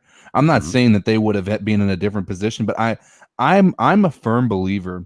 That's why you see these high prospects go to Cleveland and they never have a career after that. Like there are certain organizations that are career enders, and so you do not want to be drafted by them. The Jaguars, they have not had very much luck when it comes to quarterbacks, and maybe it's the quarterback, but maybe it also is that how many of these players that have been successful would not have been successful had they been put in a different system. We see it happen with Josh Norman. We see it happen with plenty of other players that go to another organization. You see plenty of people come from Tannehill is an example of that. You can look at every single person that comes from the Patriots that's considered a high quality person. They rarely succeed outside of the Patriots organization. I think that the name that bothers me on that list the most is Rosen. Yeah, but what's funny is like told he was so great. He talked so much trash. He also talked so much trash coming in. Yeah, he was like passed him up. We're going to pay for it. Exactly. That's what I was about to say. Yeah. Well, my point in bringing that list up was that was the last decade, and the last decade, if you look at that list, there has been two quarterbacks that have made it to a Super Bowl and one that won it. Patrick Mahomes won it last year, and Cam Newton's the only one to go to it. So of those 30 quarterbacks in the last decade drafted just in the first round, 2 quarterbacks have made it to the Super Bowl. I'm pretty sure if you go back 20 years, I had to look at it. I think Eli Manning is the only. But that's not right. No, Jared Goff is in the Super Bowl. Oh, that's true. Okay, Jared Goff. There you go. Jared Goff is in the Super Bowl, and okay. Almost Carson Wentz. Even though he technically didn't play in the Super Bowl, for the majority of their season, Carson Wentz was the main reason why they were a great football team. I mean, he was playing to an MVP level that up until he got his ACL. Yeah. So 4 of 30. 4 of 30 is still not. That's like what 12%. That's still not a great stat. What you're gonna do? Like if you did. Wait a minute. You're saying 4 so you have Deshaun Watson, Cam Newton, Jared Goff, Carson Wentz. Once again, Jared Goff. I don't think you can quite write him off. He's not been the greatest this past year, but he's been a part of an incredible offense over the past 3 or 4 years up there. Over there in the Rams. You have Cam Newton. You have Patrick Mahomes, Lamar Jackson. I mean, you have plenty of people on that list that are considered success stories. So, I mean, I would, when I was listening to that, I was trying to count them off, and I would say out of that list, I'd say at least, this might be high. I didn't count how many people you said. I would say close to half of those people have been able to contribute to their team's success in some way, shape, or form. Okay. I think another thing that's kind of tough with when you think about Super Bowls is that there's really not been that many quarterbacks in the Super Bowl over the last. I mean, obviously, there's only been the Brady's and the Mannings. And I mean, listen to this: is 2019 was Mahomes, Garoppolo. The year before was Brady, Goff, but then you had Foles, Brady, but Tom Brady, Matt Ryan, Cam Newton, Peyton. Look, those are right there. Well, Peyton Manning, Tom Brady's an outlier because he was that 6th-round pick. Eli, Joe Flacco, Colin Kaepernick was in the Super Bowl. Really, there is, and so I think I could see both sides of your point, or 2 sides to the point, Greg, is that one is that it doesn't work out as much as as wanted to, right? I mean, there's been a lot of failure stories. But I would also argue that there are not a lot of success stories outside of the first-round picks either. No, I would say that there are more bust and failed quarterbacks probably taken after the first round. Yeah, you're probably right. There's a less percentage, but there's still a few successful ones. I mean, what's the guy from Jacksonville? Minshew, Dak Prescott. I mean, there's a few that are outside of the first round that are Tom Russell Brady. Wilson. The point being, though, is that the whole draft is a crapshoot.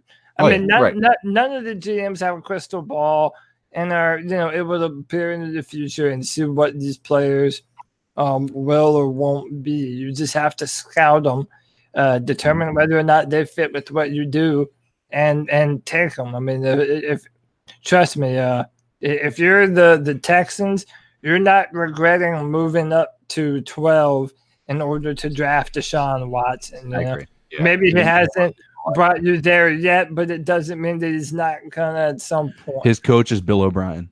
And the other thing too, though, is that, and we should point out too, is that you remember Dave Gettleman said, "Don't shop hungry." Yeah. A lot of those quarterback reaches were for teams that were shopping hungry. And maybe, and so if we or trying to be too cute, that's what I think is like picking Trubisky is some scout trying to prove to you that he's smart. Right. And if it works out, he can be the greatest guy ever. But like, dude, he played like 10 games in college. That was it. And he wasn't like that. Carolina.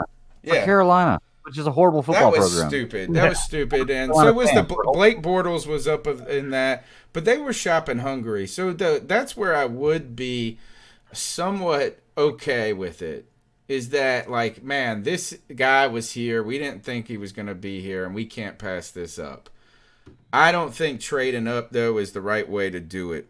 Let's go back into the cat calls and see where they go. I'm sure that took us a little into the draft. Let's see where else we're going.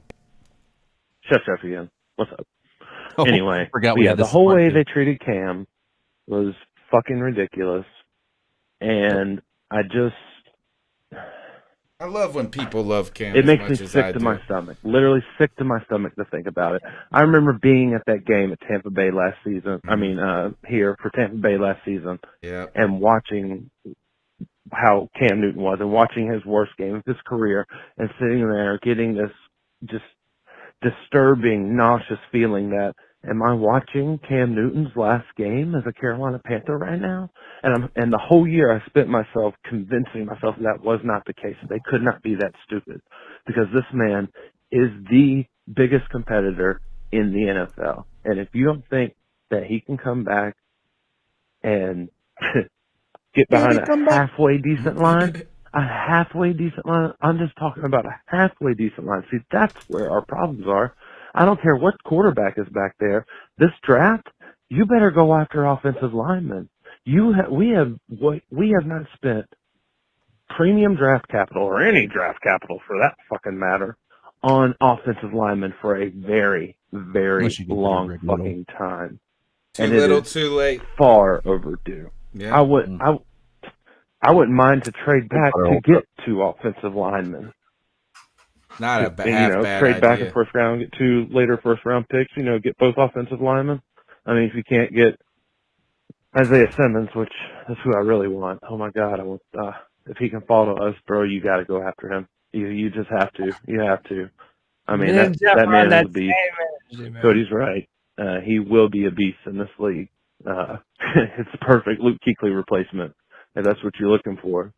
I mean, he may not be, I don't know if he can be the captain of the defense. That may come with time, obviously, but he can definitely fly around the field and plug up the holes, plug up the run holes, break off in coverage, everything. So I have a question about Simmons. Let's see what we can do through this draft.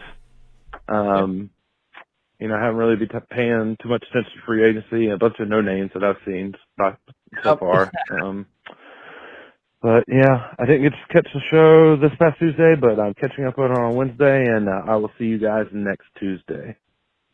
Love you guys. Keep pounding. Keep pound. Man, thanks for the contribution, my man. Thanks for supporting the C3 Panthers podcast. I tell you this is that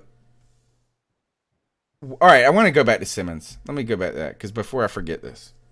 So one of the things about Simmons is how eye-popping his his athleticism is, right? Yeah. Is that it's just like, all right, this is a guy. It's like when you see those offensive linemen rowing like a sub 4.6, and you're like, this is not supposed to match my eyeballs. What I'm seeing, this isn't right. Here's a guy. Yeah. But the question I have with an Isaiah Simmons, could we overvalue that a hair and be so enamored by those numbers? Like, who's the next best linebacker in this draft? Isn't it that guy from Alabama? No, for my money, it's Kenneth Murray out of Oklahoma. He's a linebacker from Oklahoma, 6'2", 240. Also ran a 4.5, I believe. I mean, those are about the Kuechly numbers. But with Isaiah Simmons, Tony, it's not about combine numbers. When you, I mean, I've had the pleasure of watching him for 3 years, very intently, and the dude just does it. I mean, dude, he can flip his hips like a cornerback.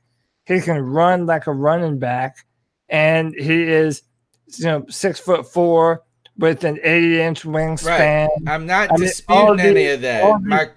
Julius Peppers. I'm not disputing any of that. Yeah. But is the drop off, like, is there another elite type linebacker? Is it worth that high? It's just all I'm saying is that because we've seen the NFL devalue. You want to talk about devaluation of positions? The linebacker position, 20 years ago, I could see you picking this, but I don't think we've been picking linebackers in the top 10 as much. And I'm not saying he's not awesome. What I'm just saying is this: do you get your more bang for your buck at a different position? Yes, and by the way, all those things that you just said were also said when we drafted Luke Kuechly. So, well, with Luke Kuechly, it was at the time there was a severe problem on the team, and that was we had no secondary, right? And we had 2 linebackers that were Pro Bowl linebackers. So I want to. That is different than this case because we don't have any depth there. We just got Shaq Thompson. So this is why he's worth it to me. No matter what you think about Matt Rule, and right now opinions are up and down because of Cam and things he said and whatever. A lot of it's legitimate stuff. But regardless of whatever you think about Matt Rule, there is one thing that we know about him, and we know that he can do well. He can take a player, and regardless of what position they start at or whatever, I mean, you heard in that Robbie Anderson clip earlier, he is going to find a way, him and Phil Snow, to employ you to deploy you in the best way possible. Now, Brent Venables, the defensive coordinator for Clemson, is one of the best defensive minds in all of college football. But you don't have to look too hard to realize that on different packages, on different downs, with different kinds of players, when you have a weapon like Isaiah Simmons that you can put all over the field, opposing offenses don't know how to handle you. Mm-hmm. So you could put Isaiah Simmons at nickel corner, and all of a sudden he's spying the quarterback or dropping all the way back into zone coverage all the way to a deep third, hauling ass down the field with the tight end. I mean, when you have a player who is that versatile, quarterbacks are going to have to make decisions based upon where Isaiah Simmons is lined up. And then it's not even guaranteed that he's going to be doing that specific thing that the quarterback thought he was going to be doing on that play. Would you say that's similar? Would you say that's a kind of the similar argument we have for Christian McCaffrey? Is that by looking at him as just a running back is not... Yeah. So maybe that's I won't say is that's how I've got to reframe my brain when it comes to Simmons is just, but then that means that you expect him really to be, you expect from that description, that sounds like better than Luke Kuechly. No, Tony. But before you jump in here, Greg, I just want to say one fast thing. Tony, he has the potential, and listen, everyone has to prove everything. There is not a player that's been drafted that's proven anything in the NFL. Not Joe Burrow, not Tua, not anyone. They all have to live up to the hype. But Isaiah Simmons, when you look at the physical gifts, what he does on film, the type of versatility, I mean, you really are talking about, Tony, potentially a once-in-a-lifetime kind of player. And I don't say that, I don't throw that around willy-nilly. I mean, you have a player that you're going to be able to put at 7 different positions on. Didn't he play like 5 different positions for Clemson? 5. You really can. And most of them are over 100 snaps. So they played them at all those positions a lot. And he did it well. I mean, he could be a once in a lifetime kind of player. Greg, go ahead. Cody, let me back you up, man. And Yeah, Tony, when you're talking about comparing him to CMC on the offense, imagine this: CMC can play a wide receiver or a running back and probably be one of the top 10 in the NFL at either position. Okay, sure. Imagine if CMC could play running back, tight end, quarterback, wide receiver, and offensive lineman, and be probably top 10. Yeah, that's what Isaiah Simmons is. Okay, that's what that gives you on. Well, defense. then he shouldn't make it the 7 then. And I don't think he will. I really don't think he will. I did a lot of mock drafts today, and he did not follow me one time. So the other night, check it out right now, and I have a write-up about it for drafttech.com. We did our first live analyst mock draft, and I actually traded up to number 4 with the Giants for Isaiah Simmons for only the 7th and the 38th pick. And the Panther fans, some Panther fans would hate that because we have so many holes to fill. Why are you trading up for a player that's not a quarterback? Listen, man, you're talking about a blue chip linchpin centerpiece of your defense for the next decade to come, and it's going to grow, and it's going to get better, and it's going to learn NFL cadences from quarterbacks and all these other things. Possibly Luke Kuechly's a coach.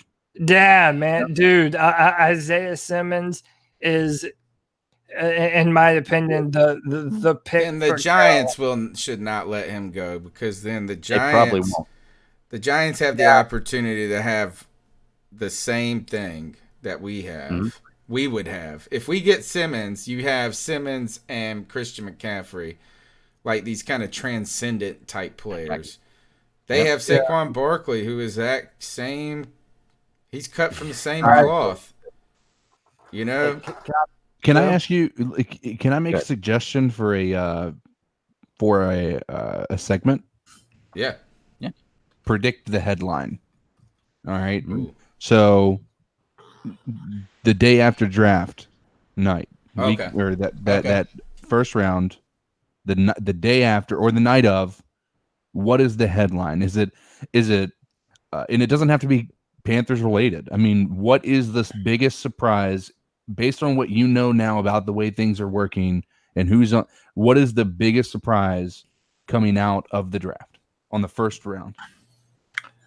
Oh, biggest. What is going to be the headline for all teams? Like just the biggest, overall? The biggest. What's going to be the top thing on NFL? Like on NFL.com, on ESPN, that's going to be trending on Twitter the entire time, similar to the Giants taking Daniel Jones or the Bears trading up to get Trubisky. Things like that are like earth-shattering, where that should not have happened. I would imagine it's kind of low-hanging fruit. I would say Justin Herbert being drafted ahead of Tua. Okay. Then my headline, if that one is true, my headline is Chase Young slips out of the top 5. Oh no! Oh, dude, no way in hell, dude. I was thinking that literally as you were saying that. Like, the reason I'm saying that is I could see a scenario. I'm not saying it's smart. I could see a scenario where the Redskins take Isaiah Simmons, instead of Chase Young, which they're being mocked to take Chase Young pretty much all the way across the board. Mm-hmm. So I could see a scenario, and apparently the Redskins have actually said they're not interested in a quarterback in this draft. Yeah, but they're lying. They've got to be. Everyone's lying. Everybody's lying. They got. But here's the other thing too: is it's not even about Chase Young. But what if Simmons goes 3? Right? What if it goes like you pick Joe Burrow, then the Redskins either trade out of that pick? No, dude, he's not falling past 3. No, Chase Young's not falling past. Yeah, if for whatever reason, if Isaiah Simmons is so transcendent, could you see a world where Isaiah Simmons goes ahead of Chase Young? How about that? I could. I could. The only reason I couldn't is because Chase Young is dominant at one position. You don't ask a defensive end to play 5 different positions. That's what we should trade up for him, dude. Well, keep in mind. So, by the way, before I go forward, Carl Van and Air Raid 73. Thank you so much for the love bombs. We appreciate it. It doesn't go unnoticed. And one of the things that to our discussion, Chase Young last year had 16 sacks, 16, and an astronomical amount of pressures. I mean, a pass rusher. Listen, the level of importance, if you're going to rank them from just all football positions, is quarterback number 1, pass rusher number 2. But you also have to think about team needs. That's all my point is what if there's a run on quarterbacks, and if your headline is correct that what's his name goes ahead of Tua, that means that Tua can't make it past a certain amount of teams as well. Like, he can't make it past the Chargers. He can't make it past the Dolphins and all of these teams. Right. And then what happens if Simmons goes ahead and then the Lions, the only thing is, could you pick, what if somebody goes crazy and picks the cornerback, the Okuda guy, and then all of a sudden now, I don't know. I mean, I'm just saying that's my thing, is that would be the headline I want to happen. Chase Young slips out of the top 5. The Chargers mistakenly let him go by because they've got those 2 defensive ends. They have no quarterback. Yep. And then all of a sudden, that's what I want to happen. And if somebody trades out of the top 5, that makes that storyline more plausible. Well, so my question is, if number 2 pick goes by and Chase Young's not drafted, do you think there's a trade immediately from somebody ahead to get him? Because look, I love Isaiah Simmons, I really do, and I honestly think, me personally, because of what my team needs, I think Isaiah Simmons and Chase Young are the 2 best players in the draft. Like them 2 and Nakuda. A lot of my team needs. A lot of Chase Young and Nakuda, or Simmons and Nakuda. So yeah, a lot of people do. I tell you one thing: the Giants won't let them go by. No, probably not. No, hold on. No, I'm glad that you said that. We do need to talk about that a little bit, because they just drafted a quarterback. They're 2 players. They're 2 franchise players right now, are Daniel Jones and Saquon Barkley. And you're not going to be able to throw the football or run the football if you don't have offensive linemen. And we know that Dave Gettleman loves the hog mollies, and it just so happens that there are 4 offensive tackles. So that's why I made that trade for draft tag. Because if you went to Gettleman and said, look, move with us from 4 to 7, you still have a chance to take one of the better offensive tackles in this class, and you net the 2nd round pick for it. So in my mind, that would be good justification. But I don't know. Dave Gettleman's a wild card, but you just invested in a quarterback and a running back early in the draft in your first 2 years of being the general manager. How do you not then value protecting those 2 investments?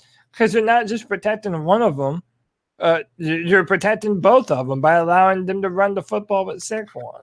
So it's not right now. New York is our biggest obstacle to drafting Isaiah Simmons. No. So let me do. I'm sorry. Go ahead, Greg. You're good, You're good. I was going to say, with that, the biggest headline, let it not only be that, but like, who is going to be the biggest loser of draft night, the first night of draft night? Yeah. Who is going to be the biggest loser? The loser? Who's going to be the Chicago Bears of 2 years ago when they drafted Trubisky at a much higher draft position than anybody else had him scheduled for? They could have stayed where they were and saved so much draft capital and still picked him up. Same thing with the Giants and Daniel Jones. I don't think it'll happen, but if the rumors are true and Miami is in love with Joe Burrow and the Bengals decide to trade back to number 5 out of Joe Burrow, then that's the Bengals are fucking stupid. The Bungles is what people are calling them if yeah, they do the that. Bungles. Yeah. What if the Bengals? What if they picked Chase Young? There's no way. There's no way in hell. They still have Andy Dalton. You guys don't realize. And like, that's wonderful. Yeah, they still have him. They could still value him as a quarterback. Maybe you're right. I guess it is possible. I just feel like there's no way in hell to do it. But it's not going to happen. No. Hey, I wanted to bring up earlier where we were talking about us talking about drafting Isaiah Simmons at that main linebacker position, inside linebacker, outside linebacker, or he can play 7, whatever. If by chance that doesn't happen, because I really don't think he'll be there at 7. I just personally don't. I love him, but I don't think he'll be there at 7. We're so jaded as Panther fans. It's like the player we want, we know we're not getting him. Right, right. Well, I did this mock draft earlier that Cody showed me, and in the 5th round, I drafted a guy named Marcus Bailey. And I want y'all, if you get a chance, look up Marcus Bailey highlights. This is a linebacker from Purdue, 4-year senior, about to graduate. He's got great numbers. This guy looks legit. He can cover, he can rush, he can do all kinds of stuff. I think that if we can't get a guy like Isaiah Simmons in the 1st round, we wait, because I got this guy in the 5th round. Of course, I know this is a computer mock draft. Didn't always fall like that. But check out Marcus Bailey from Purdue, man. Like, I don't know a lot about drafting, Cody, you do. I think this guy is legit. Just looking at his highlights. Once again, it's highlights. So they're going to be good no matter what. I'd like to compare it to his, the games where he didn't have such great games.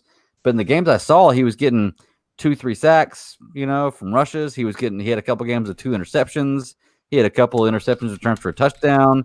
He's great in coverage. This guy, Marcus Bailey from Purdue, is a legit linebacker that I think we could pick up late and get away with a steal. So, yeah, I'll definitely check him out.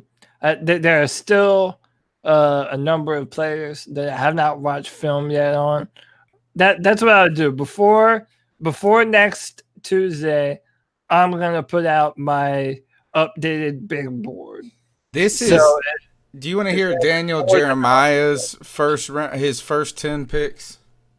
Yeah. Oh, I saw that today, and his mock draft is so terrible it makes my butthole clench. All right, it goes Joe Burrow, Chase Young, Jeff Okudah, Tristan Riffs. Wow. Yeah. OT. Justin Herbert goes to the Dolphins. Dolphins. Tua to the Chargers. Derek Brown there to the Panthers. How are you picking him over either Simmons or Okudah? That is the stupid. No, Okudah's 3 to Detroit.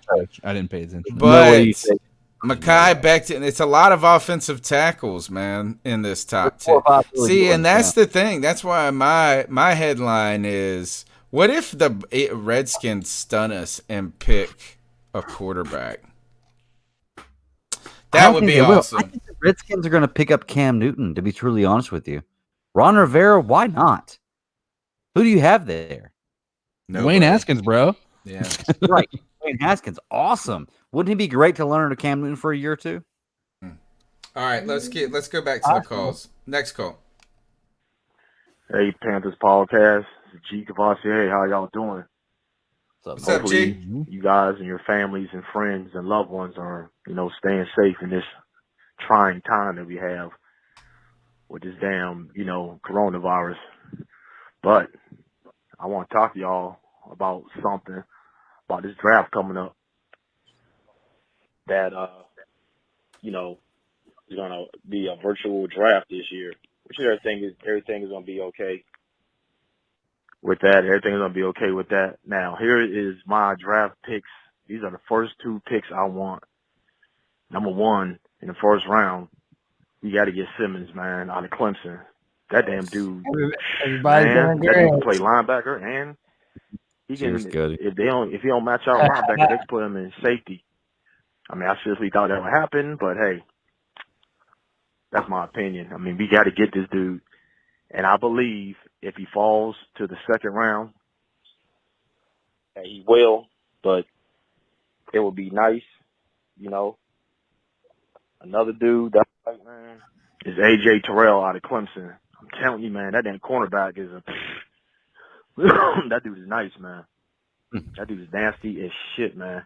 I really want that cornerback from Alabama, man, but he's gonna be gone. You know, that's if Terrell falls to the second round. I don't see us trade no players. I don't see us giving up C-Mac. I hope to God not. You know, listen to Hurney interview today, and that shit was.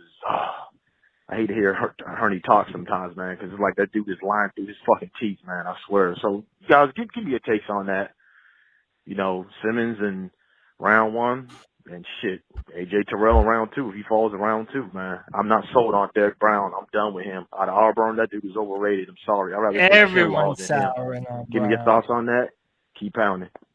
All right, talk about that number 2 pick. We've talked a lot about Isaiah Simmons. So A.J. Terrell was a 5-star corner who comes out of Georgia, and he played for Clemson for 3 years, and he's been one of the best cornerbacks in the ACC. He's long, 6'1". He probably needs to bulk up a little bit, but I mean, he did well against really good football teams. The people's last memory of him is against LSU. And he had some bad plays against LSU. But even then, it was a lot of the quarterback and the receivers just making plays and going up and coming down with the football. The coverage was not even that bad. A lot of mock drafts have A.J. Terrell going in the first round even of this year's draft and the later end of the first round. So, yeah, that's a player who if he's available – with the 38th pick, I'd love to have AJ on the team. And then he mentioned another player. Who else did he mention? At the end, he said AJ Terrell and one more. Yeah, I don't remember. You know, listen to Hurney interview today, and that shit was. I hate to hear Hurney talk sometimes, man, because it's like that dude is lying through his fucking teeth, man. I swear. So, guys, give me your takes on that. You know, Simmons in round 1, and shit, A.J. Terrell in round 2. If he falls in round 2, man, I'm not sold on Derek Brown. Oh, it was somebody from Alabama that was a cornerback. Oh yeah, Trayvon. So yeah, the receiver is Stephon Diggs. His brother is in this year's draft, and he's a corner from Alabama, Trayvon Diggs. And some people are kind of hot and cold on him. I wouldn't mind it if it was a later round pick. I mean, preferably somewhere like the 3rd round. If we have an addressed corner and he is there in the 3rd round, I wouldn't mind that. Imagine what Stephon Diggs' brother's like. Oh my god, he must be so hard. If he's like his brother, he's so hard to get along with. Never had. Hey, Cody, I got to ask you about a player, man. Do you know anything about Lloyd Cushenberry from LSU? Do I? Oh, he's probably my top-rated pure interior offensive lineman. Yeah, he's probably my number 1. That dude has freak show arm length, by the way. Which if you're a guard, dude, that's awesome. I mean, that's perfect. Lloyd Cushenberry is a bad mofo. Well, that's what I have as my number 2 pick in the draft. In my mock draft, that's my number 2 guy. Just the fact that he went to LSU. We have Joe Brady next year. I think that if he's there at number 2 in the 2nd round. You mean at 38? At 38, yep. Yeah. So no, that would be a fantastic pick. CK, did you ever drop your headline?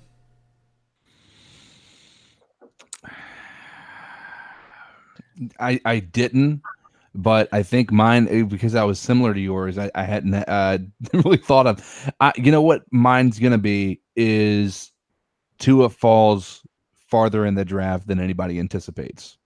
Like a Rosen type deal.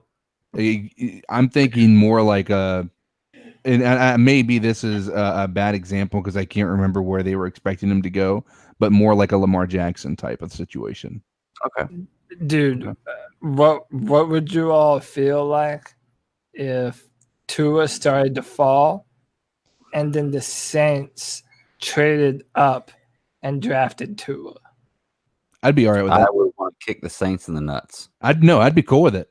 I'd be cool with it because right now, I mean, that once again, you create question marks within what's going on with the Saints, and I still think that even with the new quarterback, if you don't have Drew Brees, you take a huge step backwards.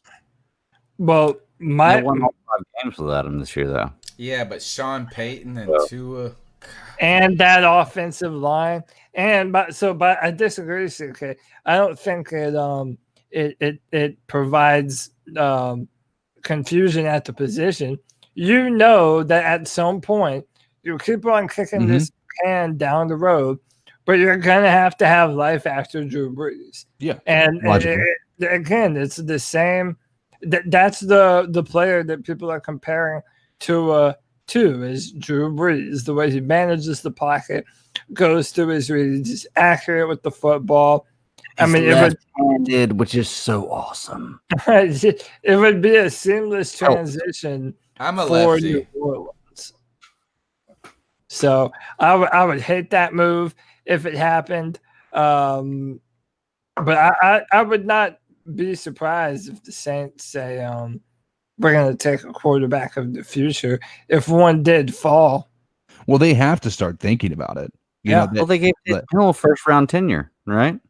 They gave it. They did a first-round tender on Hill, meaning that unless another team wants to give up their first-round draft pick, they can't.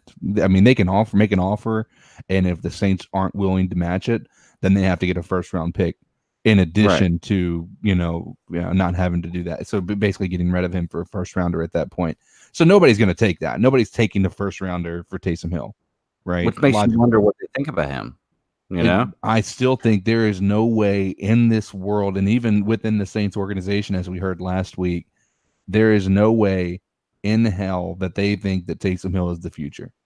I agree too. I don't think he is by any means, but you never know, man. There's a reason that they value him more as a receiver than they do as a quarterback. I could see the Tua drop fall conversation happen.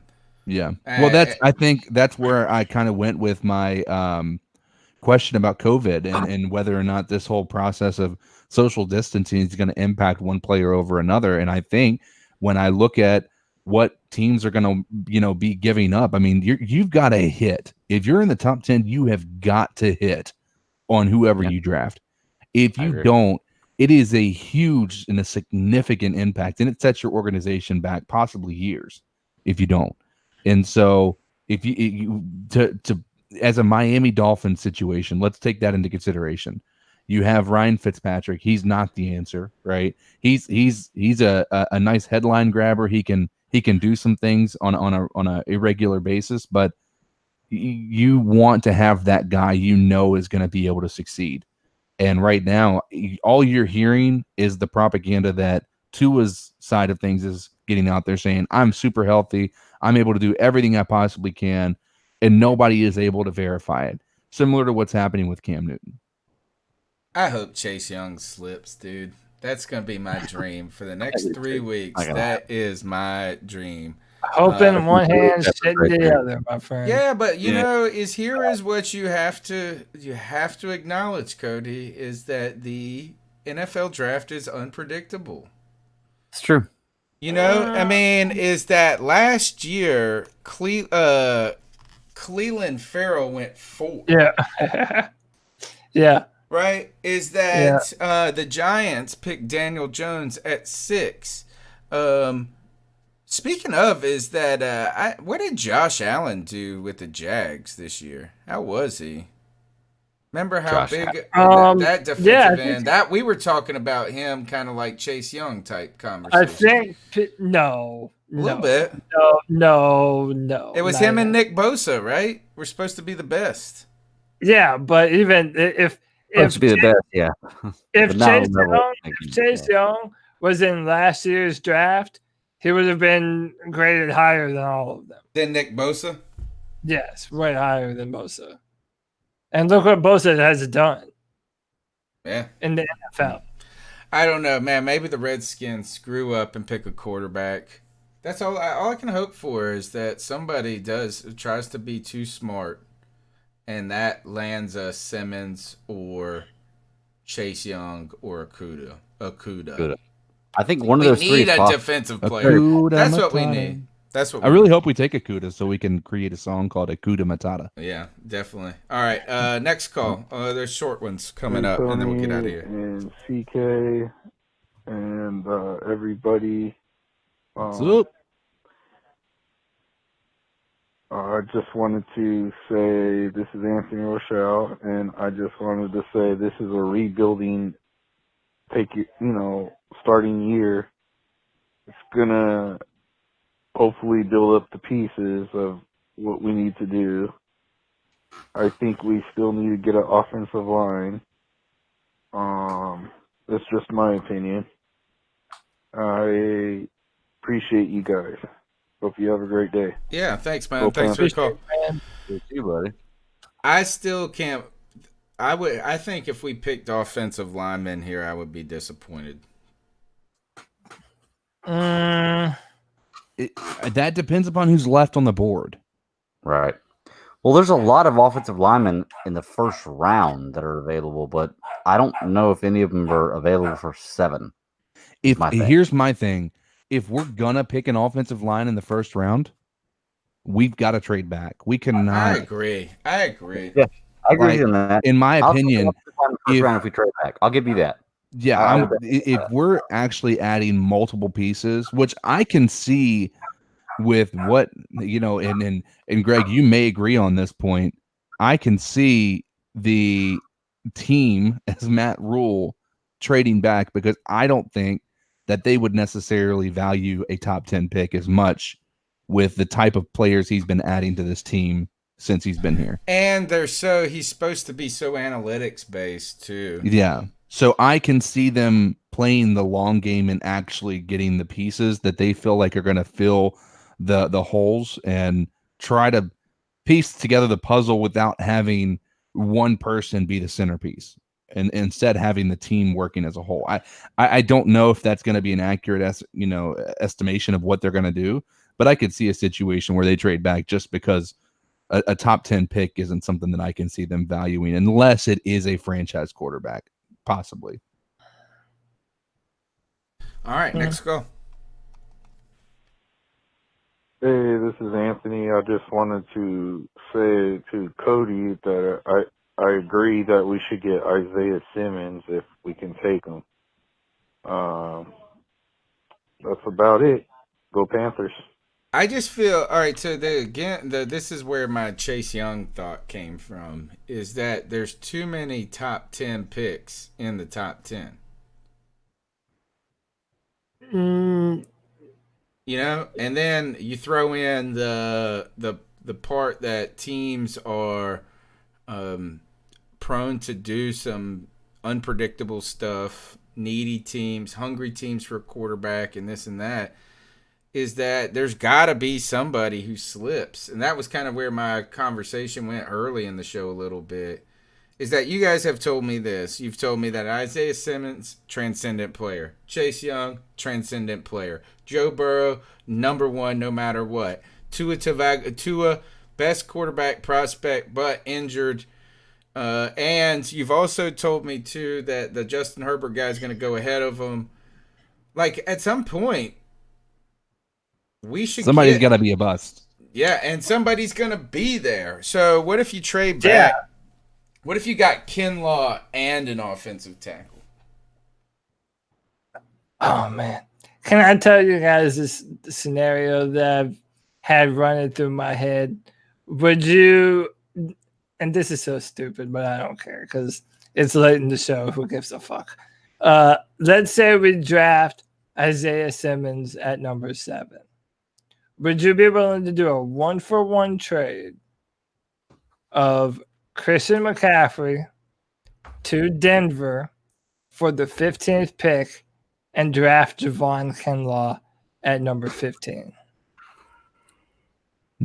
And get what could potentially be 2 Pro Bowl players on your defense? Would you? I don't think so. You don't think so? I don't think so simply because I think Christian McCaffrey has shown that he is valued way higher than a 15th round. I mean, number 15 pick in the draft, right? But I think personally, when I look at the organization as a whole, again, I think they are valuing the offense more so than the defense, and I think they want the pieces for defense. But I think Christian McCaffrey is a bigger part of, especially when you have a Teddy Bridgewater who is known to hold onto the ball a little bit too long. If you have an outlet like a Christian McCaffrey who's able to take that, check down pass or whatnot, I think you need that for this type of an offense that they're going to be running. I think too, the one thing the reason I say no to that is that you've got Christian McCaffrey who's in his prime and is a proven commodity versus somebody that we think can be. The only problem is there, Tony, is I'd rather trade picks. I'd rather trade picks than Christian McCaffrey. Though. Like by the next year, you're going to pay Christian McCaffrey as a top 3 running back. And I'm okay with it. And we don't have the problem with that. And we don't know that he's not going to hold out this year for more money. Right. To be the highest, he should be the highest paid running back, in my opinion. Yeah. And there is the connection, though, Cody. One other thing is his dad play. Yeah. So it's not like we're doing bad by Christian. We're sending him to play for his fucking hometown team. And by the way, so if Javon Kinlaw does end up becoming the next Chris Jones, just a monster in the middle, and we have K1 Short, think about how fast our linebackers have played throughout the past few years because we've had a dominant interior pass rush. And then you add Brian Burns. Brian Burns. And remember, so that would leave us in this scenario coming away with Isaiah Simmons and Javon Kinlaw. Like, that's a way to turn around your defense in no time, dude. I'm not going to lie. I love Christian McCaffrey, but I haven't bought his jersey yet. To have Kinlaw and Isaiah Simmons, that'd be nuts. I'm on the no train. I'm with Tony. I mean, on paper it looks good, right? And it does. Me and Greg are on the dark side. It looks good on paper. I agree with that. It looks good on paper, but at the same time, how stupid would we look is if Javon Kinlaw is a bust. Straight up bust. Or if he's just okay. What if he's just okay, though? That would be just as bad. If he was just okay, that would be just as bad as him being a bust. But that's a chance. That's like you traded away. Yeah, well, okay. I think what if Cam Newton goes to San Diego and wins the Super Bowl next year? How stupid would be? More power to him. Well, don't worry. I've been telling y'all that was stupid. I think though the hard thing is that Cody mentioned is that the contracts. You got to have a feel for what the contract desires are going to be from him and his agent, but also from what the team, and I do think that Christian McCaffrey, though, I don't think it's fair to look. I think he's kind of like I said, Isaiah Simmons. You know what I'm saying? He's not just a running back. So I think that's why I'm okay with paying him more so than I would be okay with paying Derrick Henry or Ezekiel Elliott. Is that because he has a versatility that could extend his career if you don't beat him up the whole time. But also keep in mind, can you name either of the running backs or any of the running backs that played for Kansas City or San Francisco? I can't name their linebackers either, though. Moster, Tevin Coleman. And you just told me Simmons was so wonderful. I can't name anybody's linebackers. Well, how about this? Would you rather have Isaiah Simmons and Christian McCaffrey or Isaiah Simmons and Okudah? Not Okudah. Sorry, what was the guy we were saying? Kinlaw. But who would I rather? I mean, Simmons I love McCaffrey. I would love for McCaffrey to be a part of this team for the next 10 years. I'm just saying, if you're playing the game of GM, then you have a player in Christian McCaffrey who plays a position which is far more replaceable, and you have to pay him soon. Like, if ever you were going to trade him, now is the only time that he has that incredible value. Coming off a 1,000 season. Technically has 2 years left on the contract because of the 5th-year option.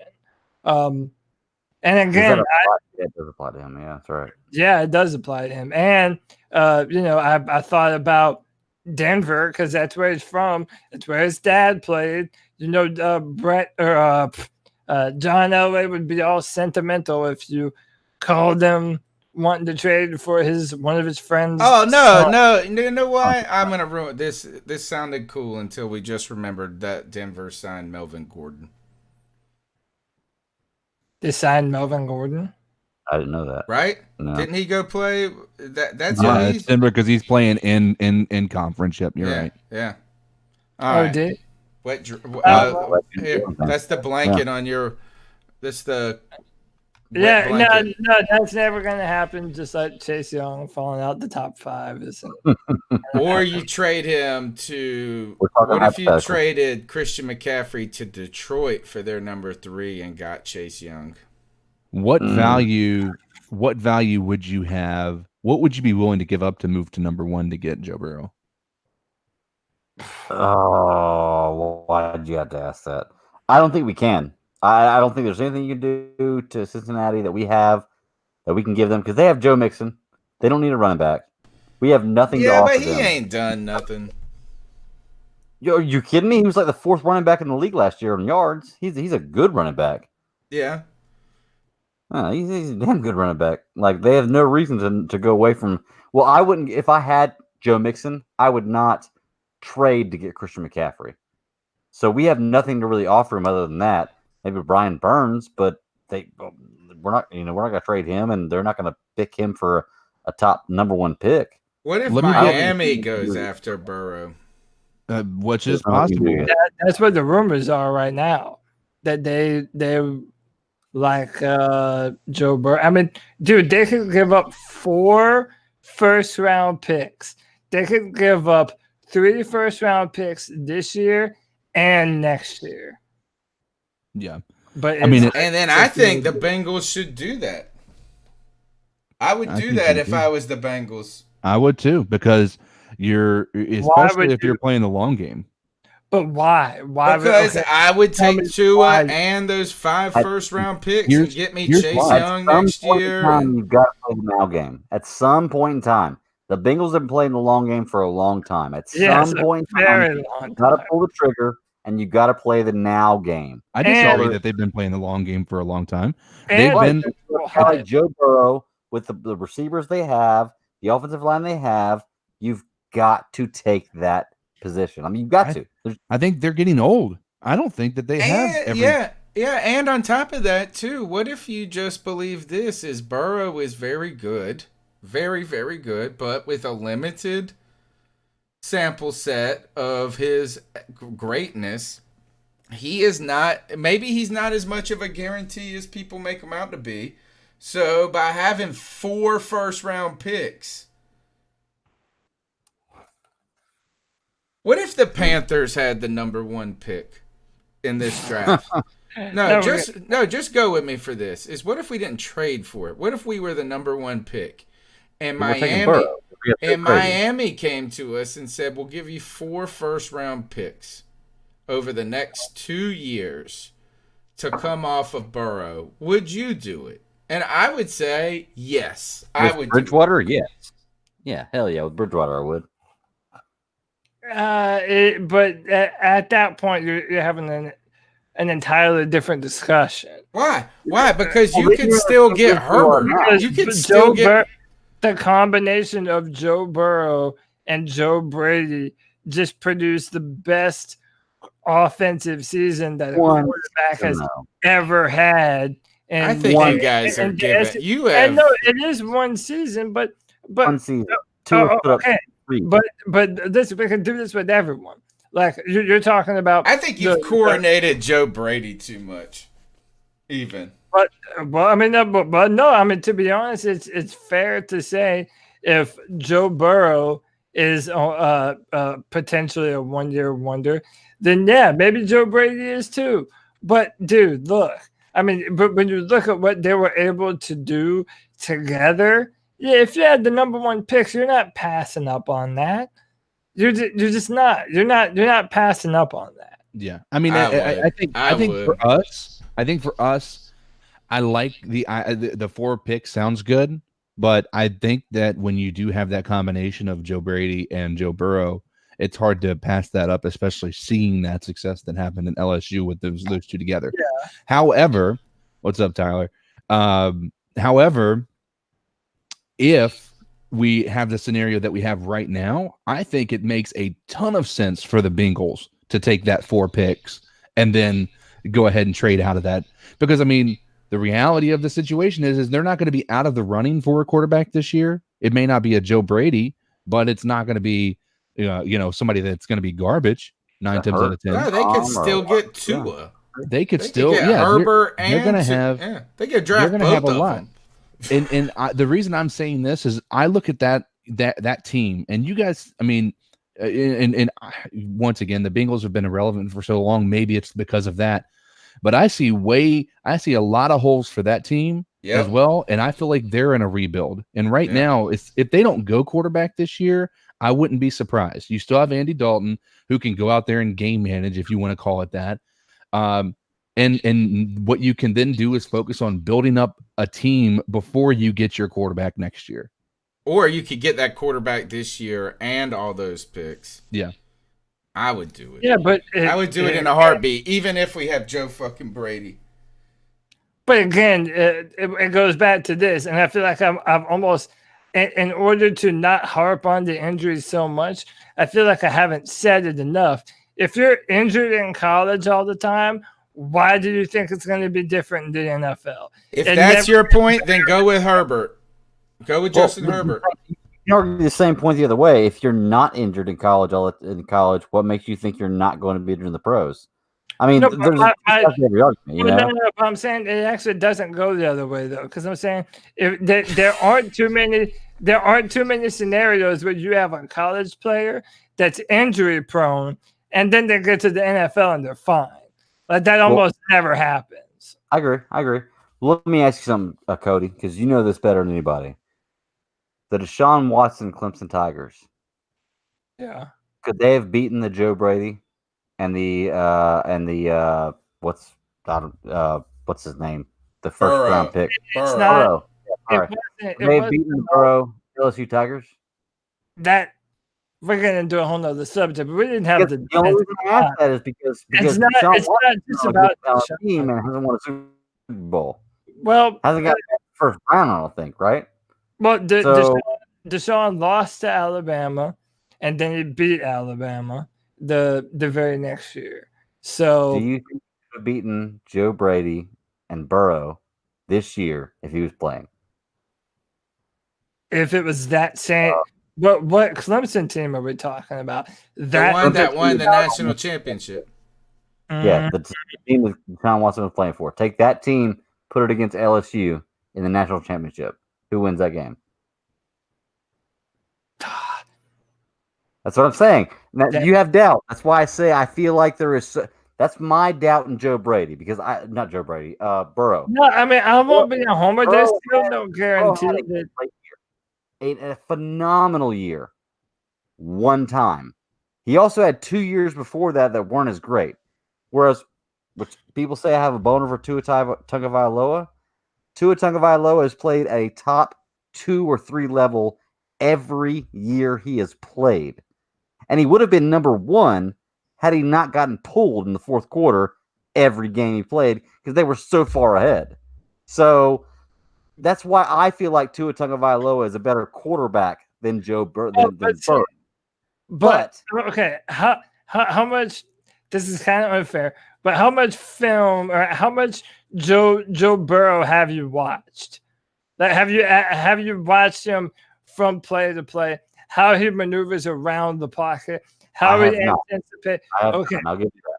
I am saying that I have, and that even though he did have incredible receivers, an incredible offensive line, when you're judging a player, there are every once in a while a player will just do things that you either have or you don't.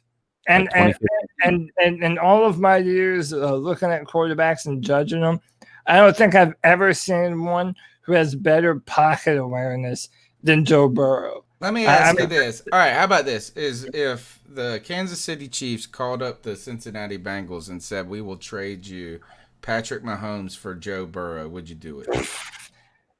Would you do it? No. You wouldn't trade. Patrick Mahomes just won a Super. Wait, okay. Say that. So how about this? Would you trade? If you're the Bengals, would you 1-for-1 trade the number 1 pick for Patrick Mahomes as the Bengals GM? I know the Kansas City Chiefs aren't going to do that. But if you're the Bengals, well, yeah. Would you do? What if that somebody called up and said, "We'll trade you Lamar Jackson"? Would you take Joe Burrow over Lamar? Deshaun Watson. Yes, absolutely. I actually compare Joe Burrow. That's my player comparison. Who? I Deshaun Watson. Yeah, I compare Joe Burrow a lot to Deshaun Watson. No, but not for the run threat, but for the ability to make throws, and for a guy that they say doesn't have a cannon for an arm, he is not afraid to throw the football down the field and connects and is accurate down the field. My point is just this, is I think we may be slightly too infatuated with Burrow. I agree. And I feel like this is, yes, did he have the best quarterback college season in football? Yeah, but do you think he's better than Peyton Manning? Nope. Do you think he, you know what I'm saying? Like, you can go down these lists of and I think, that's where the 4 picks is a lot. Anyway, we got one last call. Let's get to it and then do our ISO picks because we can keep chasing this rabbit down the road. Guys, I don't think Joey. What's up, Joey? there's like any way we're gonna forget Matt Rule, because if he sucks at coaching, we're gonna have to watch it. Oh, this is going back to when we were talking about Tepper. And if he's great at coaching, we're gonna get to watch it 16 times a year. And that's why we're gonna forget about it Tepper. All depends on how that goes, but as society as a whole is going apeshit, there's no reason to be negative about anything, especially the Panthers, because I refuse to be negative about anything until it actually sucks right in front of my Panther Blue hearing aids. So, yes, that's how I roll. I like that. I'm we still need going to some be that Panther idiot that love. stands out in damn near 100-degree weather with a bunch of other Panthers fans. If the before CDC proceeding to sit lets in a us. 100-degree stadium, being optimistic, saying they can't wait to watch the Panthers and life has finally started. I'm still going to be that person. And I'm still going to be liable to have what happened last year happen to me, which is have my hopes just crushed. But you know what? I don't give a fuck. That's life. You gotta be positive. You're right. Keep pounding, guys. Joey in here with the ray of sunshine. I like it. I can't get off of this this Joe Burrow thought in my head, man. Oh gosh, what do we got? What's the rabbit hole we're chasing? I just feel all right. So what if in some weird world Burrow didn't go number 1? He'd go number 2 or 3. Right, and say you're the Redskins. If you're the Redskins and someone called you up and said, we'll give you 4 first-round picks. Oh, gosh, we're still stuck to the 4-round picks. Would you skip on them? You mean Carolina? No, like say anybody. Like if you're the Redskins, okay, would you skip on Burrow if you could get Young and all the picks? I would. The Redskins, I would, because you can get 4 first-round picks next year. You can get Trevor Lawrence. Who do you think the Bengals would pick if they passed up on? Yeah, who do you think the Bengals would pick if they passed up on Burrow? Chase Young. Yeah. Yeah, so they're not going to. Redskins aren't getting Chase Young either way.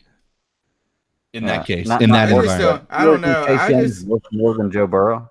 I hope Joe Burrow is great. I just don't know if I feel as comfortable as saying that I feel that he's as good as Peyton Manning was coming out of college.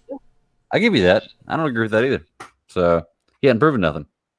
Well, he did last year. He kind of did last year. He did have the greatest, 70 touchdowns? Yeah, but Tony, one good year in college. But one good year in college. Okay, but Tony, are you going to be saying the same thing next year when Trevor Lawrence comes out? Yeah, because he looks like that stupid girl from down. Can I ask football no more, Cody? No. Let me ask you this: you've watched a lot of the film.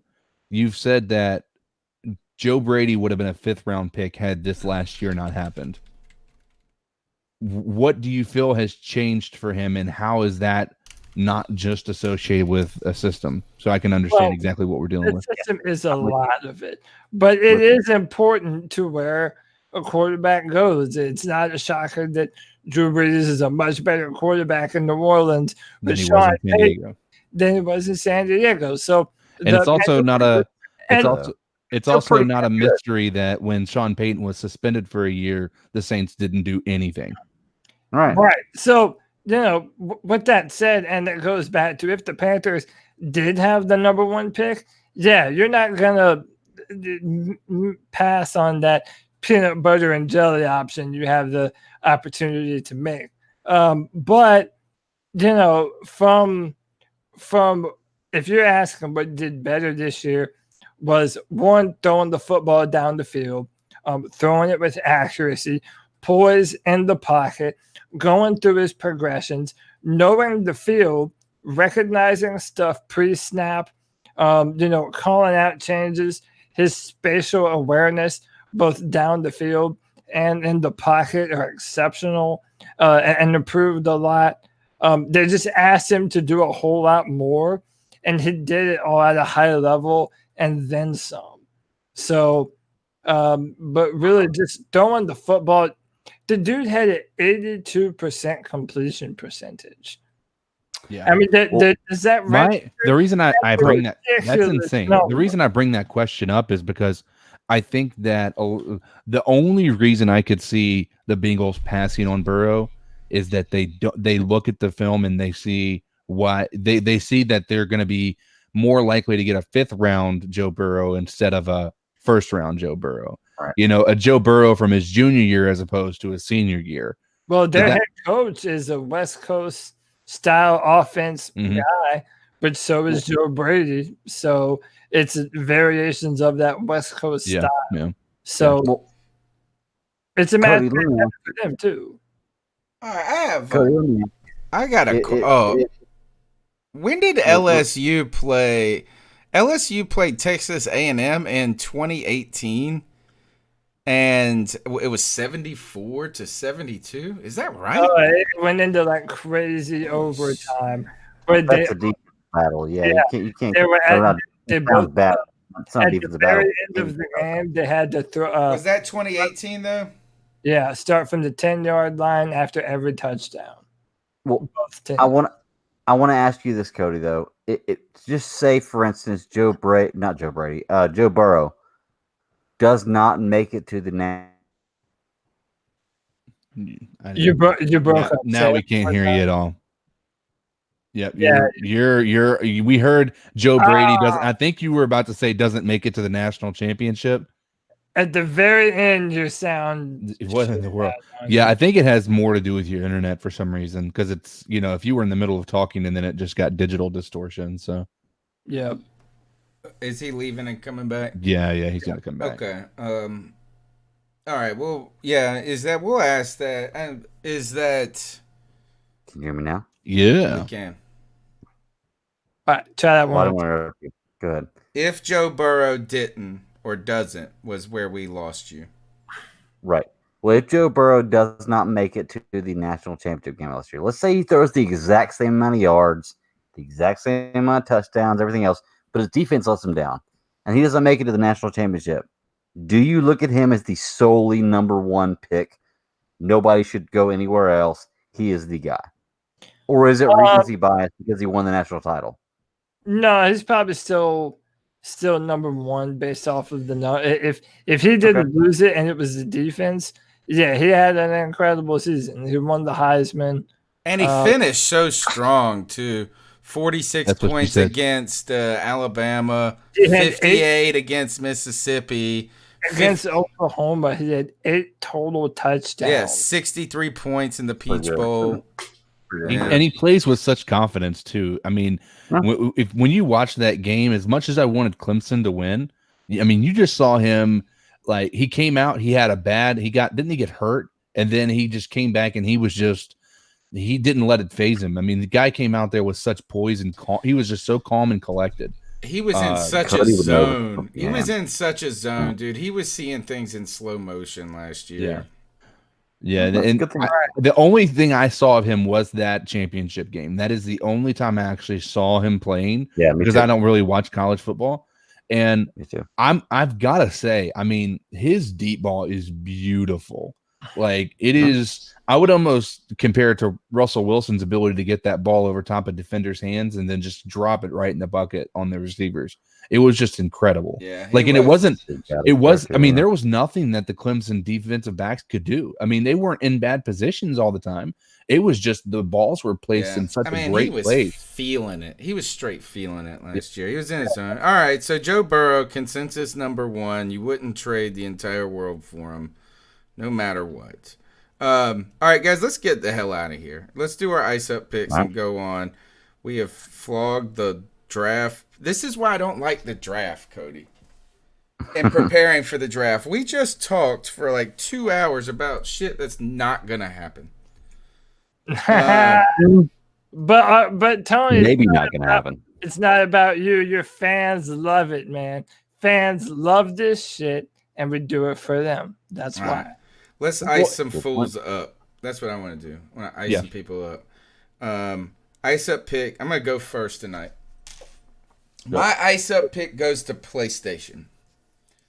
Oh, really? I love PlayStation. Nope, it's got nothing to do. I know that the new remote for the PS5 was leaked today or whatever. Got nothing to do with that. I have been a contrarian my whole life. When it came to Nintendo, I did Sega.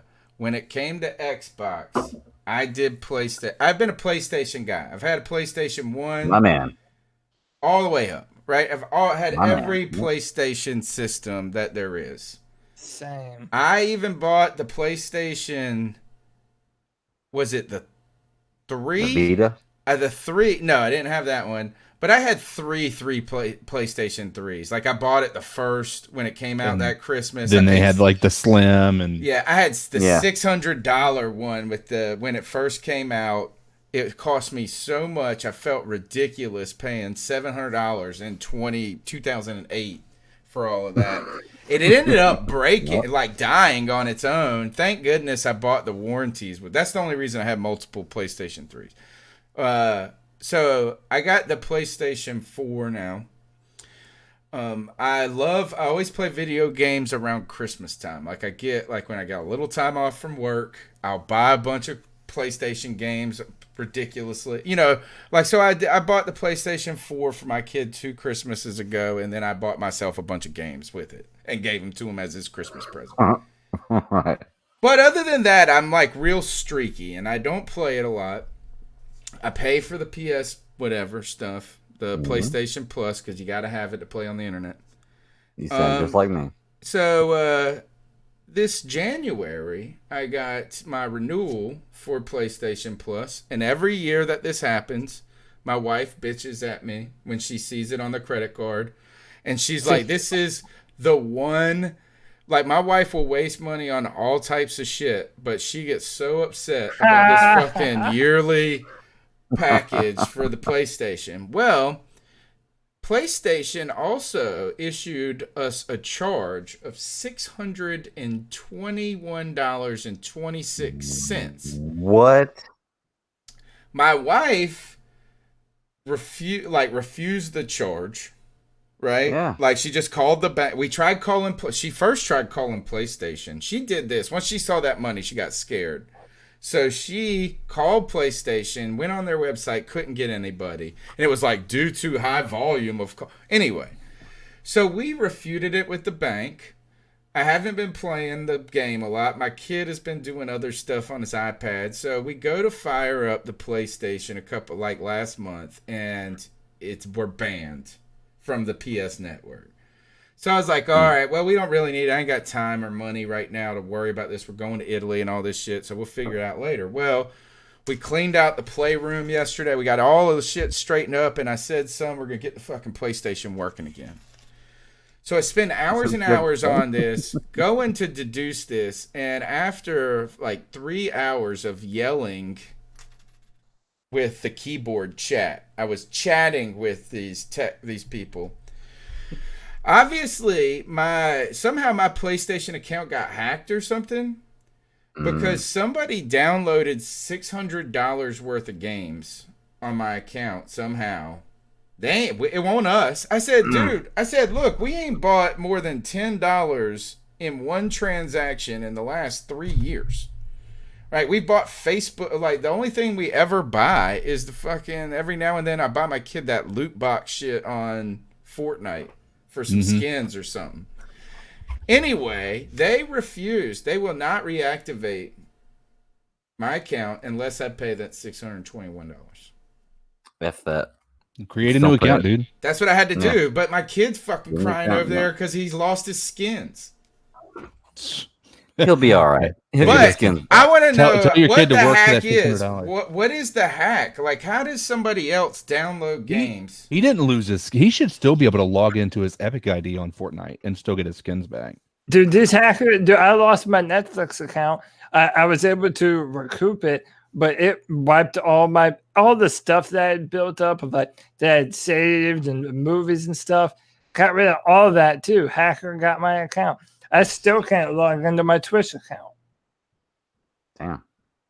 So to you, PlayStation, who can't just recognize that my ass did not spend in one single day $600 on games, and you refuse to, anyway, I just think I would, if I'm you, I'm contacting them on Twitter, Instagram, Facebook, because I'm telling you, when you make it public that this is happening and they're being that stupid, you immediately get a reply from the company on that social media publicly saying, please email me and contact me about what's going on and we'll try to help you.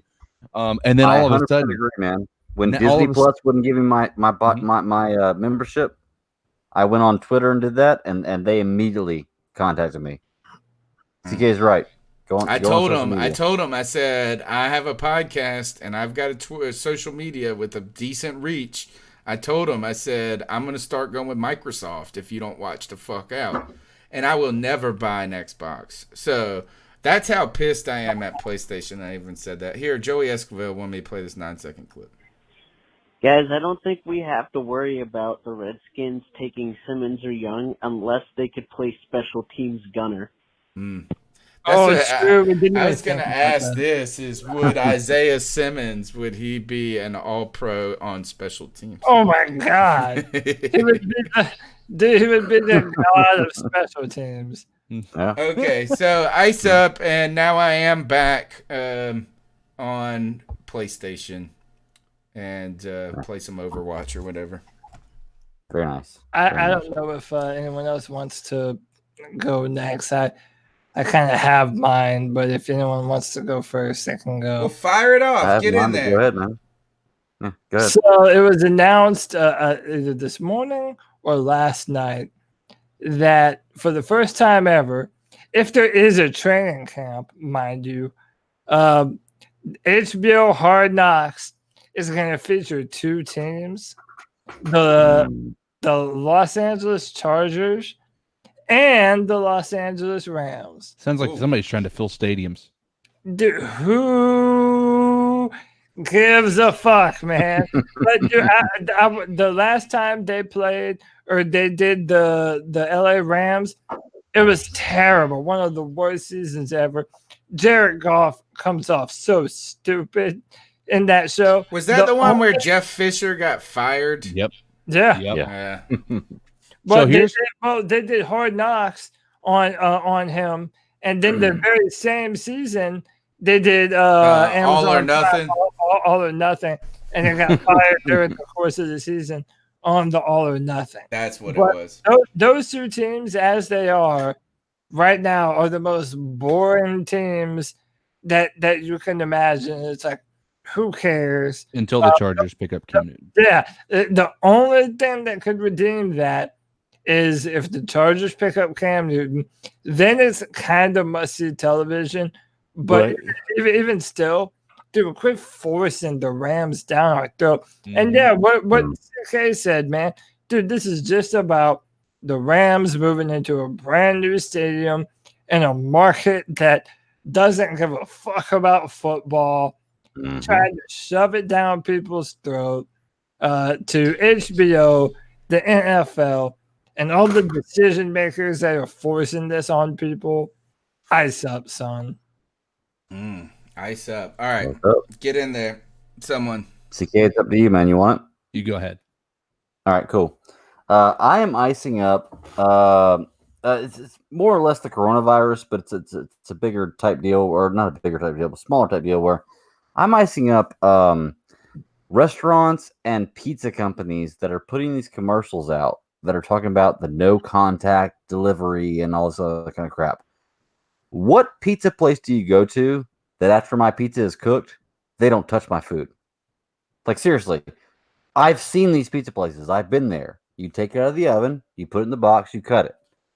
You do not touch my food, even before this coronavirus stuff. Why are you promoting now that you are offering no contact delivery? Because you shouldn't be touching my food after the pizza comes out of the oven. Period. They might be talking about the credit card slips. Now you don't have to sign credit card slips. And I'll get to that too. So there's commercials about the credit card slips where they offer you the credit card in the to-go container. That's awesome. But guess what? You've got to pick up that credit card and swipe it. So at some point in time, you are touching that credit card. You are just advertising, making it sound like you are doing something special that you always have to do to make things work. Stop fronting. This is not some kind of new thing you're doing. This is the way it's always been. The only difference is now you give me my credit card in a to-go container instead of in my hand, or you're holding it in my hand. So to all restaurants and fast food places, pizza places that are doing this, ice up, you're not fooling me. And if you're touching my food after you've made it, then I don't want to eat with you anyway. Period. Anytime, coronavirus or not. You know? There's no point that a burger place should touch my food after it's made. Like, think about it. You make the burger, you put it in the wrapper, you hand it to me. You shouldn't touch the food after that. Same way with pizza. You take it out of the oven, you put it in the box, you cut it. You shouldn't touch my food after that. There's nothing different. So ice up all you places that are trying to make it feel like you are with the cause or down with what's going on right now. Nothing is different. You're doing everything the same. You're just making more money. So ice up. Obviously, the pizza industry is woke, brother. Right. And on top of that is that you should probably always worry about pizza shops. I worked at one for 12 years, and it's a place where stoners work, and that's it. Like, so That's all I'm saying. That's it. I worked at this place, Michelangelo's Pizza, and for like 12 years, off and on through high school and college, and love it. I would go eat there today. But it's just a bunch of 20-year-old dudes who, and there's like one girl that works there. So they all are trying to be up in that ear no matter what. All day long, and usually somebody's throwing up out back some point in the morning when you open up from partying too hard. All right, CK, what you got? Mine is maybe not gonna fall on deaf ears for some of the guys here, but Anybody who I'm going to ice up the person who coined the term terrible twos, because terrible twos is nowhere close is nowhere even in the realm of terrorist threes. Yeah, threes are the worst. My gosh, I'm sitting there through twos. I'm like, oh, this ain't too bad. Maybe I have a good your kid child. was good. Yeah, I'm like, all of a sudden, I'm like, man, I just skipped out on this, man. All right, cool deal. I'm a good parent. I got my shit together. All right. No, that's not how this shit works. I don't know who the hell thought that was the actual way to address that, but I'm telling you, terrorist threes is a quadruple. My son broke his bed today. Yeah.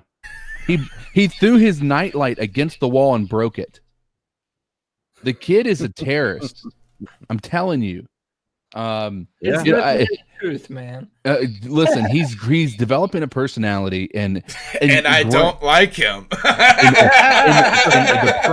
The problem is no exists only to piss me off now. Like he knows what makes me mad, and he'll just like I'll tell him no, and he'll say I don't want you anymore, and I'm like, go. Don't worry, I don't want you anymore either. I'm like, I didn't ask for this shit. I'm done. I'm just go ahead, get out of here. You're gonna want me when I drop you off on the side of the road, you little shit. My wife doesn't like it when I do this, but I always tell him, I'm like, you could have been a dumpster baby. If it. Listen, wow. I always tell I used to joke that I always used to be like, hey, we are driving past a fire station. Right. Like y'all bitches better get in line, or my ass is free to drop y'all off without penalty. Drop you off. Man. Anyway, yeah. So the person who said the terrible twos is the worst part of a parent or a child's early ages, you're full of shit. And ice up. You got to have more kids, dude. No, I'm done with the one, man. Like after more this, kids and come back to me, because I call my kids question bullies, man. They bully me with questions. What are we gonna eat on Tuesday? You're really selling me on this new having another baby. Yeah, you should, dude. They're kind of like dogs a little bit. I got a 13 and a 10-year-old. The good news about having multiple kids is they're kind of like dogs. Is that they they can tend to themselves. They play with each other. Yeah. And then we don't have to deal with them as much. They entertain. But my son is almost 4, and so by the time we have another one, he'd be 5. And I don't think that type of an age difference is conducive for a positive working relationship. Yeah. I agree. You and your hobby. The fact that my 13-year-old will never be in school again with my 10-year-old. There are 7 billion people on Earth, so I'm doing my part to not add to this terrible fucking problem that I hear you three miserable. There's only 7 billion people on the earth through April. Like after that, there's only gonna be like 5. Whatever, my ass doesn't have Hey, whatever, my ass doesn't have a 3-year-old. Oh, did you have coronavirus? By the way, did you ever get your test results back, Cody? No, dude. I never got a phone call. I never got anything from them letting me know my results. I'm debating if I should just call. I mean, I know that I don't have the shit, but just to see what they would even say. I don't even know what kind of runaround I would receive. I'm debating on whether or not I should call and I have try to find out. One last question about this corona disease. They say that people are I have answers. Right, but they say that people are asymptomatic carriers. Right? That's what they say. How do we know this? How do they know that?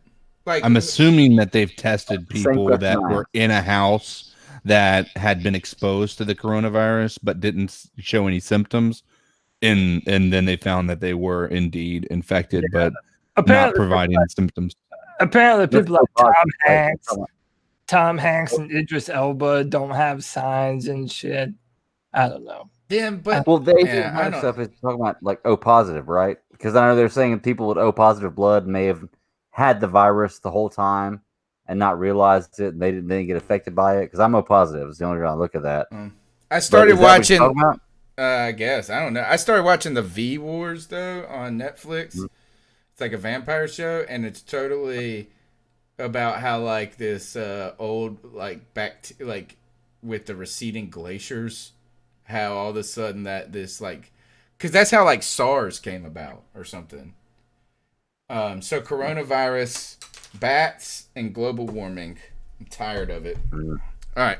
That's the C3 Panthers podcast. We're here on Tuesday nights. We go 3 hours no matter what. Take that. Every time. At cat_chronicles here. We'll be here next Tuesday. Number's 252-228-5098. Cody, where can they get after you? At Cody Lack on Twitter. Check out drafttech.com every Tuesday for a new mock drafts with Panthers comments. And that's it. You fuck with Ozark yet? Oh, man. Oh, yeah. I've been on Ozark. No, you already. Ozark. Have you finished the new season? Yeah, that ending was fucking batshit. I don't know how those people do it. I would have been taking a deal. I would have been. All right, Greg, how can they get after you? You can find me at the Bet52 on Twitter or at SCS Podcast 1. That's my other show handle. Or you can check out my other podcast. We record Friday nights and drop on Monday. It's a Super Civil Service podcast. If you're a geek and you like comics, books, movies, television shows, check us out. We cover everything. CK is coming on in 3 weeks for the Lord of the Rings Twin Towers review, from what I understand. All right. First next month. So we're interested to have that. And check us out, man. Every place you can find a podcast, we're there. I like how you guys are scheduled out for like 2 years, and then we start thinking about this podcast like 2 minutes before it starts. Don't get twisted. I act like I'm scheduled out for 2 years, but I have somewhat plans for a month in advance, and then everything else is like day of. Okay. So all right. CK, how can they get after you? I saw you on Twitch, man. Yeah. So you can get me at Twitter at Codizzle Allen. That's also my Twitch handle. I'm gonna start trying to stream more often. I've got the setup. I've got everything together. I just need the viewers and people to play with. So if you guys are anybody listening or playing what the new game Warzone, do I need to get on? Call of Duty Warzone, Fortnite, Rocket League. I'm open to suggestions on any games as well. So if you haven't checked it out, Tony, Warzone is free. You don't have to pay for the full game. It's actually sort of like Fortnite. Okay. So it's Call of Duty. It's a very big file, so you have to kind of make the decision to download that before you want to play it. But it's definitely worth it. And like I said, I'm doing the Twitch. So if you guys want to come follow me, it's once again Codizzle_Allen is how I have it. Similar to my Twitter name, I've changed that up as well. To have some consistency across all devices. So, that's me. All right. What's the name of the game one more time? Warzone? It's Call of Duty Warzone. All right. Yeah. I'm going to download it before I go to bed tonight, or it'll be there tomorrow. Yeah, all dude. All right. That's tomorrow. The C3 Panthers podcast. I'll check you out next week. Keep pounding. Keep pounding.